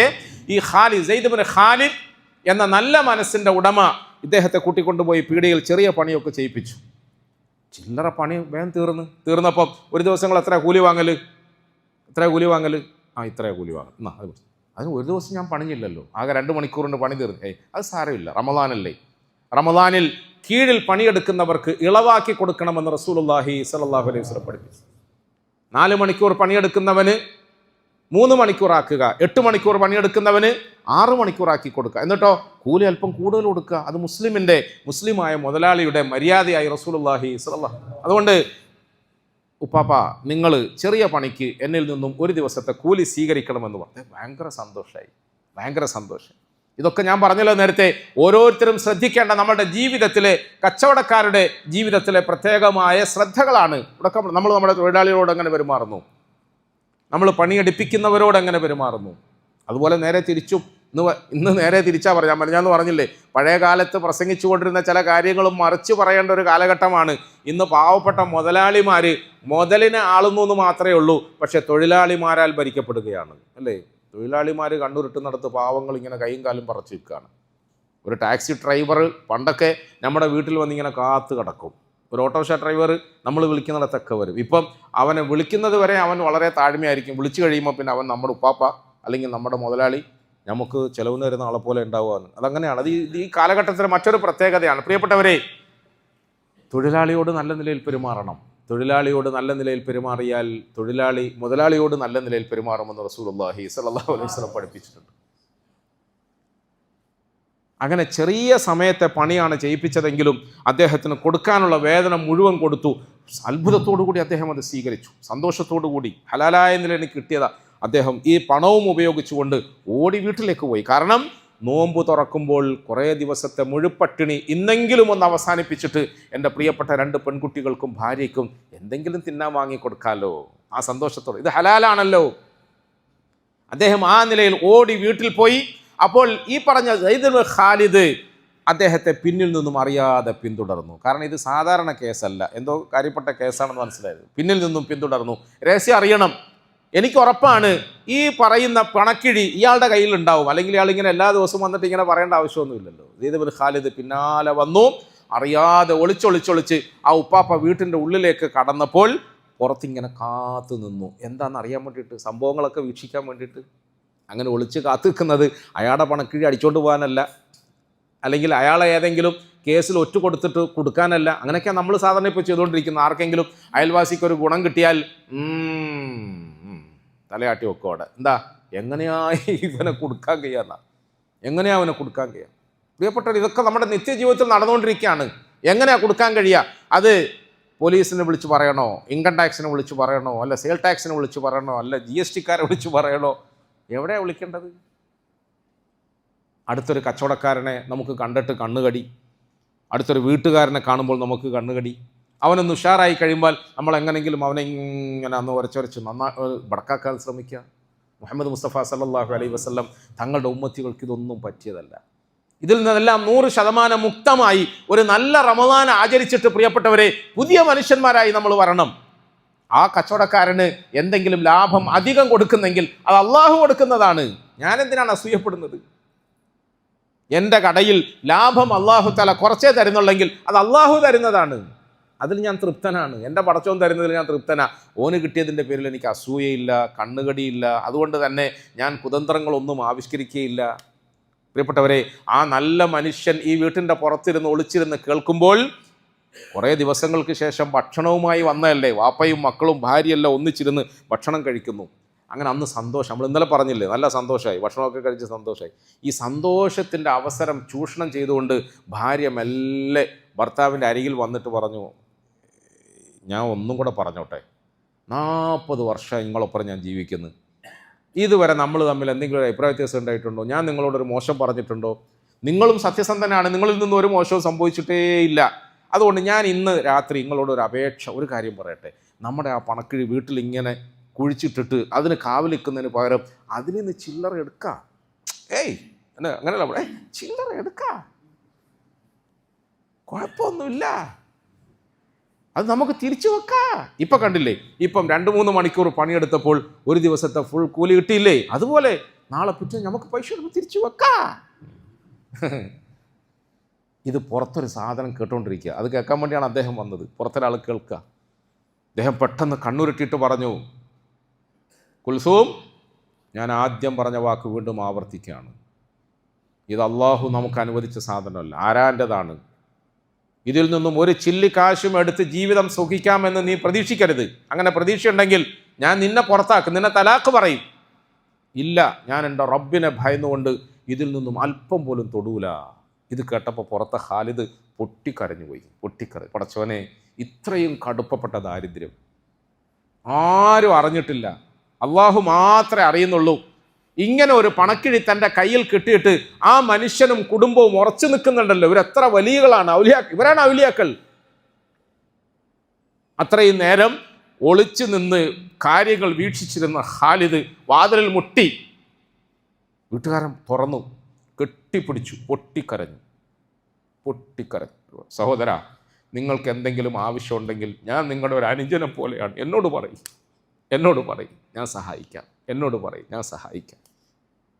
വീട്ടുകാരൻ പറഞ്ഞു, സഹോദര, നീ എന്നെ വല്ലാതെ സഹായിച്ചു കഴിഞ്ഞു. നിന്റെ സഹായത്തിന് ഞങ്ങൾ അങ്ങേയറ്റം കടപ്പെട്ടിരിക്കുന്നു. ഇന്നത്തെ ദിവസം നീ സഹായിച്ചത് വലിയ സഹായമാണ്. ഇനി നിന്റെ സഹായം ആവശ്യമില്ല. ഞാൻ പണിയെടുത്തോളാം, ഞാൻ പണിയെടുത്ത് ജീവിച്ചോളാം, എൻ്റെ കുഞ്ഞുങ്ങളെ പോറ്റിക്കോളാം. പ്രിയപ്പെട്ടവരെ, ഈ ഖാലിദ് പറഞ്ഞു, നാളെ ഒരിക്കൽ കൂടി നിങ്ങൾ ആ യമനിയായ യുവാവിനെ കാണണം. എന്നിട്ട് ഒന്നുകൂടി നിങ്ങൾ പറയണം, നീ ഇങ്ങനെ വാശി പിടിക്കല്ല മോനാ, എന്തെങ്കിലും അല്ല, അങ്ങനല്ലേ നമ്മുടെ ഭാഷയിൽ, വാശി പിടിക്കല്ല, എന്തെങ്കിലും ഒരു ഇളവൊക്കെ ആക്കിയിട്ട് എന്തെങ്കിലും ചില്ലറ കൊടുത്തിട്ട് നീ അങ്ങനെ നിൻ്റെ കിഴി വാങ്ങാൻ വേണ്ടി ഉപദേശിക്കണം എന്നൊക്കെ പറഞ്ഞ് പിരിഞ്ഞു. ചുരുക്കി പറഞ്ഞാൽ അടുത്ത ദിവസം വീണ്ടും യമനിയായ യുവാവിനെ അവർ വന്ന് കണ്ടു, സംസാരിച്ചു. പക്ഷേ യമനിയായ യുവാവ് ഒറ്റ വർത്തം, ഒരു ചില്ലിക്കാശ് ഞാൻ ആർക്കും കൊടുക്കൂല, എൻ്റെ പൈസ എനിക്ക് കിട്ടണം. അങ്ങനെ നിവൃത്തിയില്ല എന്ന് കണ്ടപ്പോൾ ഈ ഉപ്പാപ്പ പറഞ്ഞു, എന്നാ ഇങ്ങി വാ, ചെവിയിൽ ഞാനൊരു കാര്യം പറയട്ടെ, ഇങ്ങി വാ, ചെവിയിലൊരു കാര്യം, നീ എൻ്റെ കൂടെ വാ. ആ യുവാവിൻ്റെ കൈക്ക് പിടിച്ചുകൊണ്ട് അദ്ദേഹം നടന്നു. പോകുന്ന വഴിയിൽ നേരത്തെ പറഞ്ഞ സെയ്ദ് ബിൻ ഖാലിദിനെ കൂട്ടി, വാ, നിങ്ങൾ എൻ്റെ കൂട്ടത്തിൽ ഒരു സാക്ഷിയായിട്ട് വരണം, വാ. അവർ 3 പേരും ഒന്നിച്ച് ഈ കൊച്ചു കൂരയുടെ ഉള്ളിൽ കയറി വാതിലടച്ചു. ഈ യമനിയായ ചെറുപ്പക്കാരനെ അരികിലിരുത്തി ഇദ്ദേഹം അകത്തുപോയി കുഴിച്ചിട്ടിരുന്ന ആ കിഴിക്കെട്ടെടുത്തുകൊണ്ട് വന്ന് മുമ്പിൽ വെച്ചു. ഇങ്ങനെ തുറന്നിട്ടു, ദാ കിടക്കുന്നു എൻ്റെ പൈസ, ദാ കിടക്കുന്നു. ആ യമനിയായ യുവാവിങ്ങ, അൽഹംദുലില്ലാ, ഇത് നിൻ്റെതാണോ? അതെ. എത്രയായിരുന്നു നിനക്ക് അതിനകത്തുള്ളത്? 1000. ഞാൻ എണ്ണി നോക്കൂ, 1000 ഉണ്ടോ? 1000 ഉണ്ട്. 1000 ദീനാറ്, 1000 സ്വർണ്ണ നാണയം. ആ സമയത്ത് ഖാലിദിനെ സാക്ഷിയാക്കിക്കൊണ്ട് പറഞ്ഞു, ഇതാ എൻ്റെ പടച്ചവൻ എന്നെ പരീക്ഷിച്ചു, ഞാൻ അതിൽ ഉറച്ചു നിന്നു, നിങ്ങളെ സാക്ഷിയാക്കിക്കൊണ്ട് ഈ കിഴിക്കെട്ട് അതിൻ്റെ യഥാർത്ഥ ഉടമസ്ഥനെ കിട്ടിയപ്പോൾ ഞാനിതാ കൊടുത്തു കഴിഞ്ഞിരിക്കുന്നു. ആ സമയത്ത് ഖാലിദ് പറഞ്ഞു, സഹോദര, ചെറുപ്പക്കാരാ, പോയത് സാധനം കിട്ടിയതല്ലേ അല്ലേ, 1000 പോയത് ഇങ്ങനെ കിട്ടിയതല്ലേ, ഈ പാവം കുടുംബത്തിന് എന്തെങ്കിലും ഒന്ന് കൊടുക്കാൻ പറ്റുമോ? എന്തെങ്കിലും ഒന്ന് കൊടുത്തൂടെ? കൊടുക്കുന്ന പ്രശ്നേ ഇല്ല. എത്ര വേദന ഉണ്ടായി കാണും, ആ കിഴിക്കെട്ട് എടുത്തുകൊണ്ട് അതിൻ്റെ ഉടമ പുറത്തേക്കിറങ്ങി നടന്നു. ഇവർ രണ്ടുപേരും പരസ്പരം ഇങ്ങനെ കെട്ടിപ്പിടിച്ചൊന്ന് കരഞ്ഞു, പിരിഞ്ഞു. പിരിയാൻ പോകുമ്പോൾ പെട്ടെന്ന് ആ ചെറുപ്പക്കാരൻ മടങ്ങി ഓടി വരിക. ഓടി വന്ന് സലാം പറഞ്ഞു, വാതിൽ തുറന്ന് കയറിയിരുന്നു. എന്നിട്ട് പറഞ്ഞു, നിങ്ങൾ എന്നെക്കുറിച്ച് ഞാൻ ഭയങ്കര കടുപ്പപ്പെട്ട മനസ്സിൻ്റെ ഉടമയാണെന്നൊക്കെ വിചാരിച്ചിരുന്നു അല്ലേ? ഞാൻ ഭയങ്കര കടുപ്പപ്പെട്ട മനസ്സിൻ്റെ ഉടമയാണ്, അർത്ഥ കൈക്ക് ഉപ്പ് വെക്കാത്തവനാണ്, അങ്ങനെയല്ലേ? അങ്ങനെയൊക്കെയല്ലേ നമ്മൾ പറയാ. ഭയങ്കര പിശുക്കനാണ്, ഒരു ഉറുപ്പ്യ കൊടുക്കാത്തവനാണ്, ബഹൂലാണ്, കഞ്ചൂസാണ് എന്നൊക്കെ നിങ്ങൾ വിചാരിച്ചു അല്ലേ? അങ്ങനെ വിചാരിച്ചോളൂ, കുഴപ്പമൊന്നുമില്ല. പക്ഷേ ഞാൻ ഒരു സത്യം നിങ്ങളോട് പറയാൻ വന്നതാണ്. ആദ്യത്തേത് ഇതാ, ഈ കിഴിക്കെട്ട് മുഴുവനും നിങ്ങൾക്കുള്ളതാണ്. നിങ്ങൾ പിടിച്ചോളൂ. ഹലാലായ നിലയിൽ അള്ളാഹു നിങ്ങൾക്കായി സമ്മാനിച്ചതാണ്. എന്താ സംഗതി എന്നറിയോ? സംഗതി, എൻ്റെ ബാപ്പ സമ്പന്നനായിരുന്നു. കുറച്ച് കാലങ്ങൾക്ക് മുമ്പ് മരണപ്പെടുമ്പോൾ എൻ്റെ വാപ്പക്ക് 5000 ദീനാറ് സമ്പാദ്യമുണ്ടായിരുന്നു. 5000 നാണയങ്ങൾ, ദീനാർ അദ്ദേഹത്തിൻ്റെ കണക്കിൽ ബാക്കിയുണ്ടായിരുന്നു. ഈ 5000 ദീനാറ് ബാക്കിയാക്കിയിട്ട് മരിക്കാൻ പോകുന്ന വാപ്പ മകനായ എന്നെ അരികിൽ വിളിച്ചിരുത്തിയിട്ട് പറഞ്ഞു, മോനെ, ഇതിൽ 4000 ദീനാറും മകനായ അനന്തരാവകാശിയായ നിനക്ക് ഉപയോഗിക്കാം. നിനക്കുള്ളത്, വാപ്പ ഉണ്ടാക്കിയ സ്വത്തല്ലേ, ഹലാലായ സ്വത്തല്ലേ, വേറെ ആർക്കും അവകാശമൊന്നുമില്ല. നിന്റെ ഇഷ്ടപ്രകാരം നിനക്കിത് ഉപയോഗിക്കാം. നീ ഒരു മോനാണ് എനിക്കുള്ളത്, 4000 നിൻ്റെതാണ്. നീ എൻ്റെ മരണശേഷം എനിക്ക് ആവശ്യമായ സംഗതികളൊക്കെ ചെയ്തിട്ട് സ്വത്തുക്കളൊക്കെ നീ ഓഹരി വെച്ച് ഇഷ്ടമുള്ളതുപോലെയൊക്കെ എടുത്തിട്ട് നീ നന്നായി ഒരു ഹജ്ജിന് വേണ്ടി പോകണം. നിൻ്റെ ജീവിതം പവിത്രമാക്കണം. നിൻ്റെ ജീവിതത്തിൽ നിൻ്റെ അമലുകളൊക്കെ ശ്രദ്ധിക്കണം, സൂക്ഷിക്കണം. വാപ്പ നല്ല ഉപദേശങ്ങളൊക്കെ കൊടുക്കുന്ന കൂട്ടത്തിൽ പറഞ്ഞു, 4000 ഇതൊക്കെ ചെയ്യണം, 1000 ദീനാറ് നീ മാറ്റി വെക്കണം. അത് മക്ക വരെയുള്ള ഈ യാത്രയിൽ, യമനിൽ നിന്നും മക്ക വരെയുള്ള യാത്രയിൽ അന്വേഷിച്ചുകൊണ്ടേയിരിക്കണം. ഏറ്റവും ആവശ്യക്കാരായ എന്നാൽ സത്യസന്ധതയും അമാനത്തുമുള്ള ഒരാളെ കണ്ടുപിടിച്ചിട്ട് അയാളുടെ കയ്യിൽ കൊടുക്കണം. അത് വാപ്പാടെ ഒരു ഉപദേശമായിരുന്നു, വാപ്പാൻ്റെ ഒരു വസിയത്തായിരുന്നു. ആ വസിയത്ത് പൂർത്തിയാക്കാൻ വേണ്ടിയിട്ട് ഞാൻ ഹജ്ജിന് വരുമ്പോൾ ഈ കിഴിക്കെട്ടും കൊണ്ടാണ് ഇറങ്ങിയത്. പക്ഷേ യാത്രാമധ്യേ എന്തോ കാരണവശാൽ എൻ്റെ കയ്യിൽ നിന്ന് മിസ്സായി.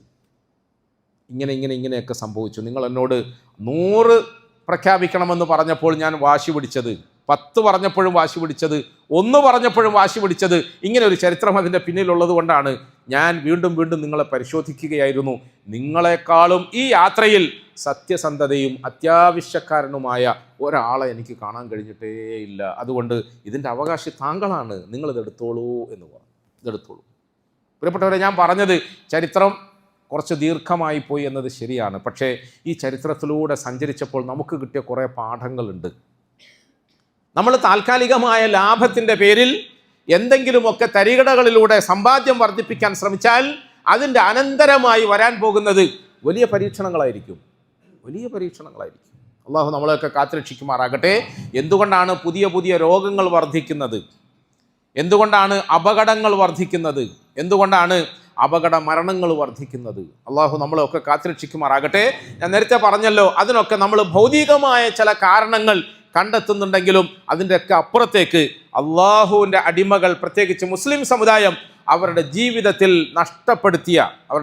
നഷ്ടപ്പെടുത്തിയ അമാനത്ത്, വിശ്വസ്തത, സത്യസന്ധത പോലെയുള്ള നന്മകൾ നഷ്ടപ്പെട്ടപ്പോഴാണ് പ്രിയപ്പെട്ടവരെ പരീക്ഷണങ്ങൾ വരാൻ തുടങ്ങി. റസൂൽ സല്ലല്ലാഹു അലൈഹി വസല്ലം തങ്ങൾ പറഞ്ഞു, നിങ്ങൾ നിൽക്കേണ്ടിടത്ത് നിൽക്കാതിരിക്കുകയും വ്യതിചലിക്കുകയും മാറി സഞ്ചരിക്കുകയും തെറ്റായ മാർഗത്തിലേക്ക് നിങ്ങൾ പോവുകയും ചെയ്യുമ്പോൾ അള്ളാഹുവിൻ്റെ ഭാഗത്തു നിന്നും പരീക്ഷണത്തിൻ്റെ മാലപ്പടക്കം എന്ന് നിങ്ങൾ പറയാറില്ലേ മലയാളത്തിൽ, തസ്ബീഹ് മണി പൊട്ടിയതുപോലെ എന്നൊരു ഹദീസിലുണ്ട്. തസ്ബീഹ് മണി പൊട്ടിയതുപോലെ.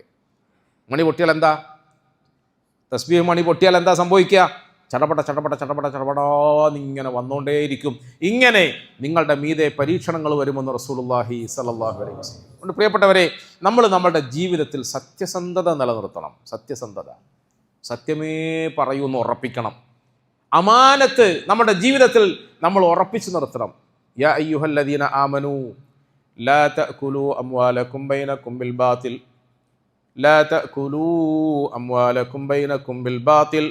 وتدلوا بها إلى الحكام لتأكلوا فريقا من أموال الناس بالإثم. ഖുർആനിൽ എത്ര ആയത്തുകളാണെന്നറിയ അർത്ഥത്തിൽ. ഹേ വിശ്വാസികളെ, നിങ്ങൾ തിന്നുമ്പോൾ സൂക്ഷിക്കണം. അങ്ങനെ തന്നെ ഇത്തരം വിഷയങ്ങൾ അള്ളാഹു പറയുമ്പം ആ ഭാഷാ പ്രയോഗം തന്നെയാണ് ഉപയോഗിക്കാറുള്ളത്. നിങ്ങൾ തിന്നുമ്പോൾ സൂക്ഷിക്കണം. എന്താ തിന്നുന്നത്? ആരാൻ്റെ ഹക്ക് തിന്നരുത്, നിങ്ങൾക്ക് അവകാശപ്പെടാത്തത് തിന്നരുത്, അത് നിങ്ങളുടെ മക്കളെ തീറ്റിക്കരുത്, അത് കച്ചവടത്തിലാകട്ടെ, കൊടുക്കൽ വാങ്ങലുകളിലാകട്ടെ, ഇടപാടിലാകട്ടെ, സ്ഥലക്കച്ചവടത്തിലാകട്ടെ, അല്ലെങ്കിൽ ബന്ധുക്കൾ തമ്മിലുള്ള ഓഹരി വെക്കുന്നതിലാകട്ടെ, എന്തെങ്കിലും നിങ്ങൾക്ക് അവകാശപ്പെടാത്തത് വരരുത്. എങ്ങനെ വന്നു? വതുദ്ലു ബിഹാ ഇലൽ ഹുക്കാമി, വതുദ്ലു ബിഹാ ഇലൽ ഹുക്കാമി. നിങ്ങൾക്ക് നല്ല വിദ്യാസമ്പന്നതയുണ്ട്, സാമൂഹിക രംഗത്ത് പ്രാമുഖ്യമുണ്ട്, സാമ്പത്തിക ശേഷിയുണ്ട്, നിങ്ങൾക്ക് ഇവിടുത്തെ കുറേ വക്കീലന്മാരെ അറിയാം. അങ്ങനത്തെ വക്കീലന്മാരെയും കോടതിയെയും പോലീസിനെയും ഒക്കെ സ്വാധീനിച്ചിട്ട് വതുദ്ലു ബിഹാ ഇലൽ ഹുക്കാമി ലിതഅകുലു ഫരീഖൻ മിൻ അംവാലിന്നാസ്, ആരാൻ്റെ സ്വത്ത് ഭക്ഷിക്കാൻ, ആരാൻ്റെ സ്വത്ത് സ്വന്തമാക്കാൻ വേണ്ടിയിട്ട് നിങ്ങൾ തരികിടകൾ സമ്പാദിക്കരുത്, തരികിടകൾ തീർക്കരുത്. അത് വലിയ അപകടമാണ് എന്ന് ഖുർആൻ പറഞ്ഞു. വമാ കാന ലിനബിയ്യിൻ അൻ യഗുൽ വമൻ യഗുൽ യഅതി ബിമാ ഗല്ല യൗമൽ ഖിയാമ ثم توفى كل نفس ما كسبت وهم لا يظلمون. വമാ കാന ലിനബിയ്യിൻ അൻ യഗുൽ, ഇവിടെ ഒരു മുട്ടുസൂചിയാണ് നീ അകാരണമായി ആരാൻ്റെ കയ്യിൽ നിന്നും പറ്റിച്ചെടുക്കുന്നത്. അപ്പോൾ നീ വിചാരിക്കുക, ഞാൻ ഭയങ്കര ബുദ്ധിമാനായി. പ്രിയപ്പെട്ടവരെ, ബുദ്ധിമാനൊന്നാണെന്ന് വിചാരിക്കണ്ട. വമൻ യഗ്ലുൽ യഅതി ബിമാ ഗല്ല യൗമൽ ഖിയാമ, ഒരു പക്ഷേ ആ പാവത്തിന്, സാധുവിന് നിന്റെ പറ്റിക്കൽ മനസ്സിലായില്ല. ആ പാവന്, സാധുവിന് പറ്റിക്കൽ മനസ്സിലായി. അള്ളാഹു നമ്മളെയൊക്കെ കാത്തുരക്ഷിക്കുമാറാകട്ടെ. വലിയ ദീനിയാണെന്ന് അഭിനയിച്ചിട്ടാണ് ആളുകളെ നമ്മൾ മയക്കിയിട്ട് കൊടുക്കുക, അല്ലേ? വലിയ ദീനിയാണ് നമ്മൾ അഭിനയിക്കുക. വർത്താനം കൊണ്ടും നിസ്കാരം കൊണ്ടും പള്ളി കൊണ്ടും വേഷം കൊണ്ടും കോലം കൊണ്ടും പാവങ്ങൾ നമ്മളങ്ങ് വിശ്വസിക്കും. ആ വിശ്വാസത്തിൽ അവനെ നമ്മൾ ചൂഷണം ചെയ്യും. അള്ളാഹു നമ്മളെയൊക്കെ കാത്തുരക്ഷിക്കുമാറാകട്ടെ. രണ്ട് സഹോദരങ്ങൾ തമ്മിലുള്ള മധ്യസ്ഥം, എൻ്റെ ജീവിതം മുഴുവൻ മധ്യസ്ഥം കണ്ണൂർ വന്ന് ജീവിച്ചിട്ട് എന്തുണ്ടാക്കി നാളെ പടച്ചോൻ ചോദിച്ചാൽ കുറേ മധ്യസ്ഥം പടച്ചു എന്ന് പറയാം. പക്ഷേ അതിൻ്റെ പേരിൽ ഇൻഷാ അല്ലാഹ് പ്രതിഫലം കിട്ടുമെന്നുള്ള പ്രതീക്ഷയിലാണ്. അള്ളാഹു നമുക്ക് നല്ല പ്രതിഫലം തരുമാറാകട്ടെ. രണ്ടുപേരും തമ്മിൽ തീരാത്ത പ്രശ്നങ്ങൾ ഞാനിങ്ങനെ പാതിരാത്രിയല്ല ഉറക്കമൊഴിഞ്ഞ് ഇങ്ങനെ സംസാരിച്ച് ഏകദേശം ലെവലിലെത്തിയപ്പം ഞാൻ അതിൽ ഒരു നല്ലവനാണെന്ന് തോന്നുന്ന ഒരു സാധുവായ അല്പം വയസ്സായ ആളെ കഴിഞ്ഞിട്ട് മാറ്റി നിർത്തി ഞാൻ ചോദിച്ചു, എന്തിനാ ഇവൻ്റെ കൂടെ അല്ല കച്ചവടത്തിൽ നിങ്ങൾ കൂടിയെന്ന്. നമ്മളൊന്ന് ചോദിച്ചു പോകൂലേ? ചോദിക്കാൻ പോകണ്ടെന്നുണ്ടോ? ചോദിച്ചു പോകും. എന്തിനാ ഇവൻ്റെ എല്ലാം കൂടെ നിങ്ങൾ കൂടുന്നത്? നിങ്ങൾ ആ പണ്ട് ചെയ്യുന്നത് പോലെ, എനിക്കറിയാം അദ്ദേഹത്തിന്, ഞാൻ അയാളുമായിട്ട് കച്ചവടം എന്തുകൊണ്ട് പണ്ട് ചെയ്യുന്നത് പോലെ ഉള്ളത് കൊണ്ട് കുറച്ച് അങ്ങനെ അങ്ങ് പോയാൽ പോരായിരുന്നു. അങ്ങനെയാണ് നമുക്ക് പലർക്കും അബദ്ധം ഉണ്ടാവുക. നമ്മൾ കുറച്ച് എവിടെയെങ്കിലും പാവങ്ങളും ചെയ്തു പോകുന്നതിൻ്റെ ഇടയിൽ ഒരു വിദ്വാൻ ഇങ്ങനെ വരും. അയാൾ ഇങ്ങോട്ട് വന്നിട്ട് നമുക്കൊരു പുതിയ ഫാം രൂപീകരിച്ചുകൂടെ, അല്ലേ? ഒരു ബിസിനസ് ഡെവലപ്മെൻറ്റ് ആക്കിക്കൂടെ? അങ്ങനെയല്ലേ ഒരു ബിസിനസ് ഡെവലപ്മെൻറ്റ്? എന്നും കുന്നും ഇങ്ങനെ പെട്ടിക്കടയിലിരിക്കല, എന്നും കുന്നും ഇങ്ങനെ ചെറിയ ഷോപ്പും കൊണ്ടിരിക്കല? പുതിയ ലോകമല്ലേ, നമുക്ക് വളരണ്ടേ, വലുതാകണ്ടേ? അങ്ങനെ അയാൾ ഒരു പുതിയ ഫോം ഉണ്ടാക്കി. എന്നിട്ട് അയാൾ വൺ ഓഫ് ദി ഡയറക്ടറായിട്ട് അങ്ങ് സ്വയം പ്രഖ്യാപിച്ചു. അയാൾ വൺ ഓഫ് ദി ഡയറക്ടർ. ഞാൻ ഇന്നലെ പറഞ്ഞതുപോലെ ഇതൊക്കെ പറയുന്നത് എന്താണെന്നറിയോ? എൻ്റെ കയ്യിൽ വ്യക്തമായ തെളിവ് എൻ്റെ സ്വന്തം അനുഭവത്തിലും അബദ്ധത്തിലും ഉണ്ട്. അതുകൊണ്ട് എനിക്ക് ശക്തമായി പറയാം. വൺ ഓഫ് ദി ഡയറക്ടറായിട്ട് അയാൾ അങ്ങ് സ്വയം അവരോധിതനാവും. ഞാൻ പണ്ട് ഈ പെട്ടിക്കട പോലെ കഷ്ടപ്പെട്ട് നടത്തിക്കൊണ്ടുവന്ന് വളർത്തി വലുതാക്കി എൻ്റെ കുടുംബമൊക്കെ ഇങ്ങനെ കൊണ്ടു നടന്ന ഈ സംഗതി ഒരുത്തൻ ഇന്നലെ ഞാൻ ഇങ്ങോട്ട് വന്നിട്ട് ചാടിക്കയറി അവസാനം എൻ്റെ കസേരയിൽ അവനിരിക്കുക. പിന്നെ ഞാൻ മാസം എന്തെങ്കിലും ചിലവിന് വേണമെങ്കിൽ ഓൻ്റെ മുമ്പിൽ പൊട്ടി ഇങ്ങനെ തലയുറഞ്ഞിട്ട് ഇരക്കുക. ഞാൻ ഫോൺ വിളിച്ചിട്ട് അവനോട് പൈസ ചോദിക്കുന്നത് നിങ്ങൾ ആരെങ്കിലും പുറത്തുനിന്ന് കേട്ടാൽ നിങ്ങൾ വിചാരിക്കുക ഞാൻ ഓനോട് സക്കാത്ത് ചോദിക്കുകയാണെന്ന് വിചാരിക്കുക. അല്ല, സക്കാത്തല്ല.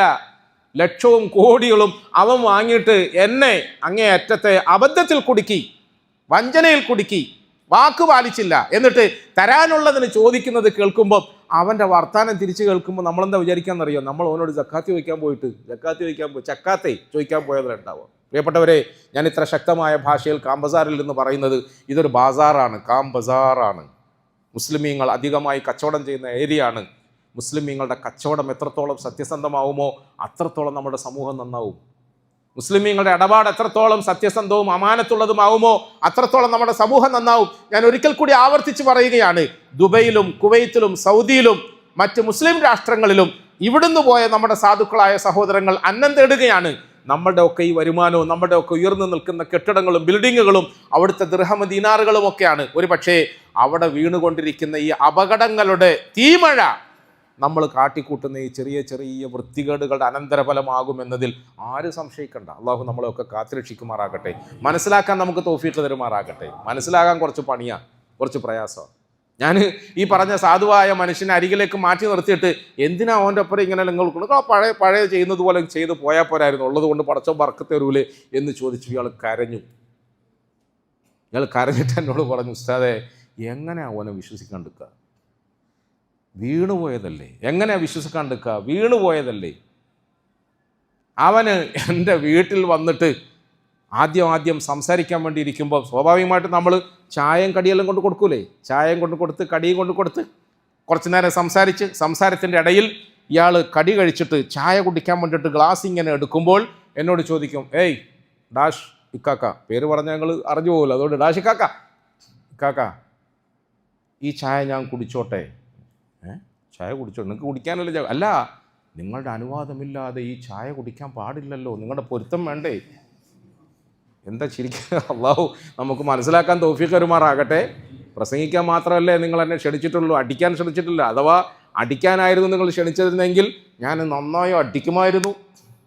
അത്രയ്ക്കും ദേഷ്യമുണ്ട്. കാരണം ഈ സമുദായം എവിടെ എത്തി നിൽക്കുന്നു ഇയാൾ പറയുക. ഇത് എവിടുന്നാ പറഞ്ഞു? നിങ്ങൾ അതോടെ പറഞ്ഞേക്കാം. ദാ ഈ കാണുന്ന കാമസാറിൻ്റെ ഈ ഡോറിൽ ചാരി നിന്നുകൊണ്ട് കരഞ്ഞുകൊണ്ട് ആ മനുഷ്യൻ എന്നോട് പറഞ്ഞ വാക്കാണിത്. എങ്ങനെ ഞാൻ വിശ്വസിക്കാതിരിക്കും? എൻ്റെ വീട്ടിൽ ഞാൻ പറഞ്ഞ സഹോദര, നിങ്ങൾ പാവമായതുകൊണ്ടാണ്, അല്ലെങ്കിൽ അവൻ അങ്ങേയറ്റത്തെ തരികടയാണെന്നുള്ളതിന് ഏറ്റവും വലിയ തെളിവല്ലേ ഈ കാണിക്കുന്ന വൃത്തികേട് അല്ലേ? പാവം, നിങ്ങൾ സാധുവായതുകൊണ്ടല്ലേ? നിനക്ക് കുടിക്കാനല്ലേ ഞാൻ ചായ കൊണ്ട് തന്നത്? നിനക്ക് തിന്നാനല്ലേ ഞാൻ കടി കൊണ്ട് തന്നത്? അതിൻ്റെ അർത്ഥം എന്താണ്? ഇപ്പം ഈ ചായ പൊരുത്തത്തോടു കൂടി ഞാൻ ചോദിച്ചിട്ടെടുത്ത് കുടിക്കും, ഉള്ളിൽ കിടക്കുന്ന മറ്റേത് ഞാൻ ഇങ്ങനെ അടിക്കും. ഏത്? ബാക്കിൽ കിടക്കുന്നതും പാവം ഇത്രയും കാലം കഷ്ടപ്പെട്ടുണ്ടാക്കിയ സ്വത്തും ഞാൻ ഇങ്ങനെ അടിക്കും. നിങ്ങൾക്ക് ഇഷ്ടപ്പെട്ടാലും ഇഷ്ടപ്പെട്ടില്ലെങ്കിലും നമ്മുടെ സമുദായത്തിൻ്റെ കച്ച കപട മേഖലകൾ ഇങ്ങനെ ഓരോ ദിവസവും മോശമായി പോയിക്കൊണ്ടിരിക്കുക. അള്ളാഹു നമുക്ക് മനസ്സിലാക്കാൻ തൗഫീഖ് തരുമാറാകട്ടെ. പ്രിയപ്പെട്ടവരെ, ഞാൻ തുറന്നു പറയുന്നു, നമ്മൾ എത്ര നിസ്കരിച്ചാലും, എത്ര നോമ്പെടുത്താലും, എത്ര സദഖ സക്കാത്തുകൾ കൊടുത്താലും, നമ്മുടെ ഇടപാടുകൾ നന്നാകാതെ, കച്ചവട കാര്യങ്ങളിൽ ശ്രദ്ധ പുലർത്താതെ, സത്യസന്ധതയില്ലാതെ, അമാനത്ത് പൂർത്തീകരിക്കാതെ പടച്ചവൻ്റെ മുമ്പിൽ നമുക്ക് രക്ഷപ്പെടാൻ കഴിയുകയില്ല. അതായത് ഖുർആനായത്ത് ഓതിയത്,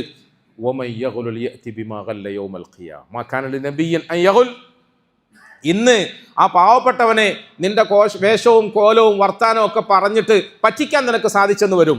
പറ്റിച്ചെടുത്ത ഈ ചില്ലിക്കാശ് എത്ര ചെറുതാണെങ്കിലും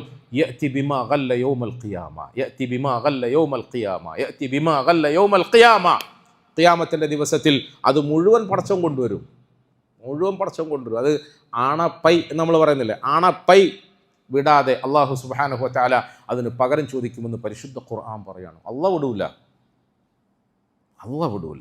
സുമ്മ തുവഫാ കുല്ലു നഫ്സിൻ മാ കസബത് വഹും ലാ യുദ്ലമൂൻ. ഇവിടെ ഇങ്ങനത്തെ പല പാവങ്ങളും, പടച്ചവനെ ഞാൻ ചോരനീരാക്കി ഉണ്ടാക്കിയതാണ്, ഞാൻ മക്കൾക്ക് വേണ്ടി ഉണ്ടാക്കിയതാണ്, പടച്ചവനെ ഞാൻ തിന്നാണ്ടും കുടിക്കാണ്ടും അവിടെ പട്ടിണി കിടന്നുണ്ടാക്കിയതാണ്, എൻ്റെ സുഹൃത്തുക്കളെല്ലാം എല്ലാ ദിവസവും ബ്രോസ്റ്റർ കഴിക്കുമ്പോൾ, എല്ലാ ദിവസവും ഷവർമയും ഷവായും കഴിക്കുമ്പോൾ, എല്ലാ ദിവസവും ഷെയ്ക്ക് കുടിക്കുമ്പോൾ ഞാൻ അതിനൊന്നും പോകാതെ ആരാൻ്റെ കാറ് കഴുകിയിട്ട്, ആരാൻ്റെ ഓഫീസ് വൃത്തിയാക്കിയിട്ട്, ഓവർ ടൈം ചെയ്തിട്ട്, ചുമടെടുത്തിട്ട് ഞാൻ ഉണ്ടാക്കിയ പൈസയാണ്. ആ നാറി ആ പൈസ അങ്ങനല്ലേ, ആ നാറി എന്തെല്ലാം പറഞ്ഞിട്ട് എൻ്റെ കയ്യിൽ നിന്നും ആ പൈസ പിടുങ്ങി. ഇന്ന് ഞാൻ സാധുവായി, പാവമായി. പ്രിയപ്പെട്ടവരെ, നമ്മൾ ആരും അങ്ങനെ ഞെളിഞ്ഞു നടക്കരുത്. അള്ളാഹു നമുക്ക് ചിന്തിക്കാനും മനസ്സിലാക്കാനും തിരുത്താനും ഒക്കെ തൗഫീഖ് തരുമാറാകട്ടെ. സത്യസന്ധതയോടുകൂടി ജീവിക്കണം. അതിൻ്റെ പേരിൽ എത്ര നഷ്ടം വന്നാലും സാരമില്ല, സമ്പാദ്യം കുറഞ്ഞാലും സാരമില്ല. ചിലപ്പോൾ നമ്മൾ മറ്റവനെ പോലെ വലിയ വീടും പുരയൊന്നും ഉണ്ടാക്കിയില്ലെങ്കിലും സാരമില്ല. സമാധാനത്തോടെ സ്വസ്ഥമായ നിലയിൽ ഉള്ളതുകൊണ്ട് ഒതുങ്ങി ജീവിച്ച് കഴിഞ്ഞുകൂടാൻ സാധിക്കുമെങ്കിൽ അതാണ് ഖൈർ. അള്ളാഹു നമുക്ക് ആ സമാധാനത്തിൻ്റെ ജീവിതം നൽകി അനുഗ്രഹിക്കുമാറാകട്ടെ.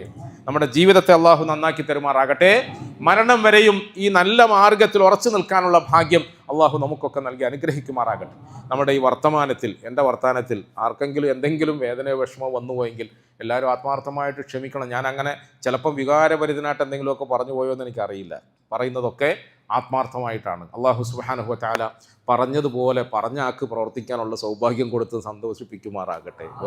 വെറും പറച്ചിലിന് വിപരീതമായ ജീവിതവും ആയതുകൊണ്ടാണ് ഇപ്പോഴത്തെ പറച്ചിലൊന്നും എവിടെയും കൊള്ളാതെ പോകുന്നത്. എവിടെയും ഏശുന്നില്ലല്ലോ. ഇങ്ങനെ പറച്ചിൽ ഇതിനകത്ത് റെക്കോർഡ് ചെയ്തിട്ട് നാട്ടുകാർക്കൊക്കെ ഇങ്ങനെ അന്തരീക്ഷത്തിൽ അയച്ചു കൊടുക്കുകയാണ്. സോഷ്യൽ മീഡിയയിലാണ്. അവനവൻ്റെ മനസ്സിൽ എവിടെയും വരുന്നില്ല. അതുകൊണ്ട് മനസ്സിൽ വരണം, ജീവിതത്തിൽ വരണം. അള്ളാഹു സുബ്ഹാനഹു വ തആല നമ്മുടെ മനസ്സിലും ജീവിതത്തിലുമൊക്കെ ഇതിൻ്റെ അസറുകൾ ഉണ്ടാക്കി നമ്മളെ സന്തോഷിപ്പിക്കുമാറാകട്ടെ. വ ആഖിറു ദഅവാന അനിൽ ഹംദുലില്ലാഹി റബ്ബിൽ ആലമീൻ.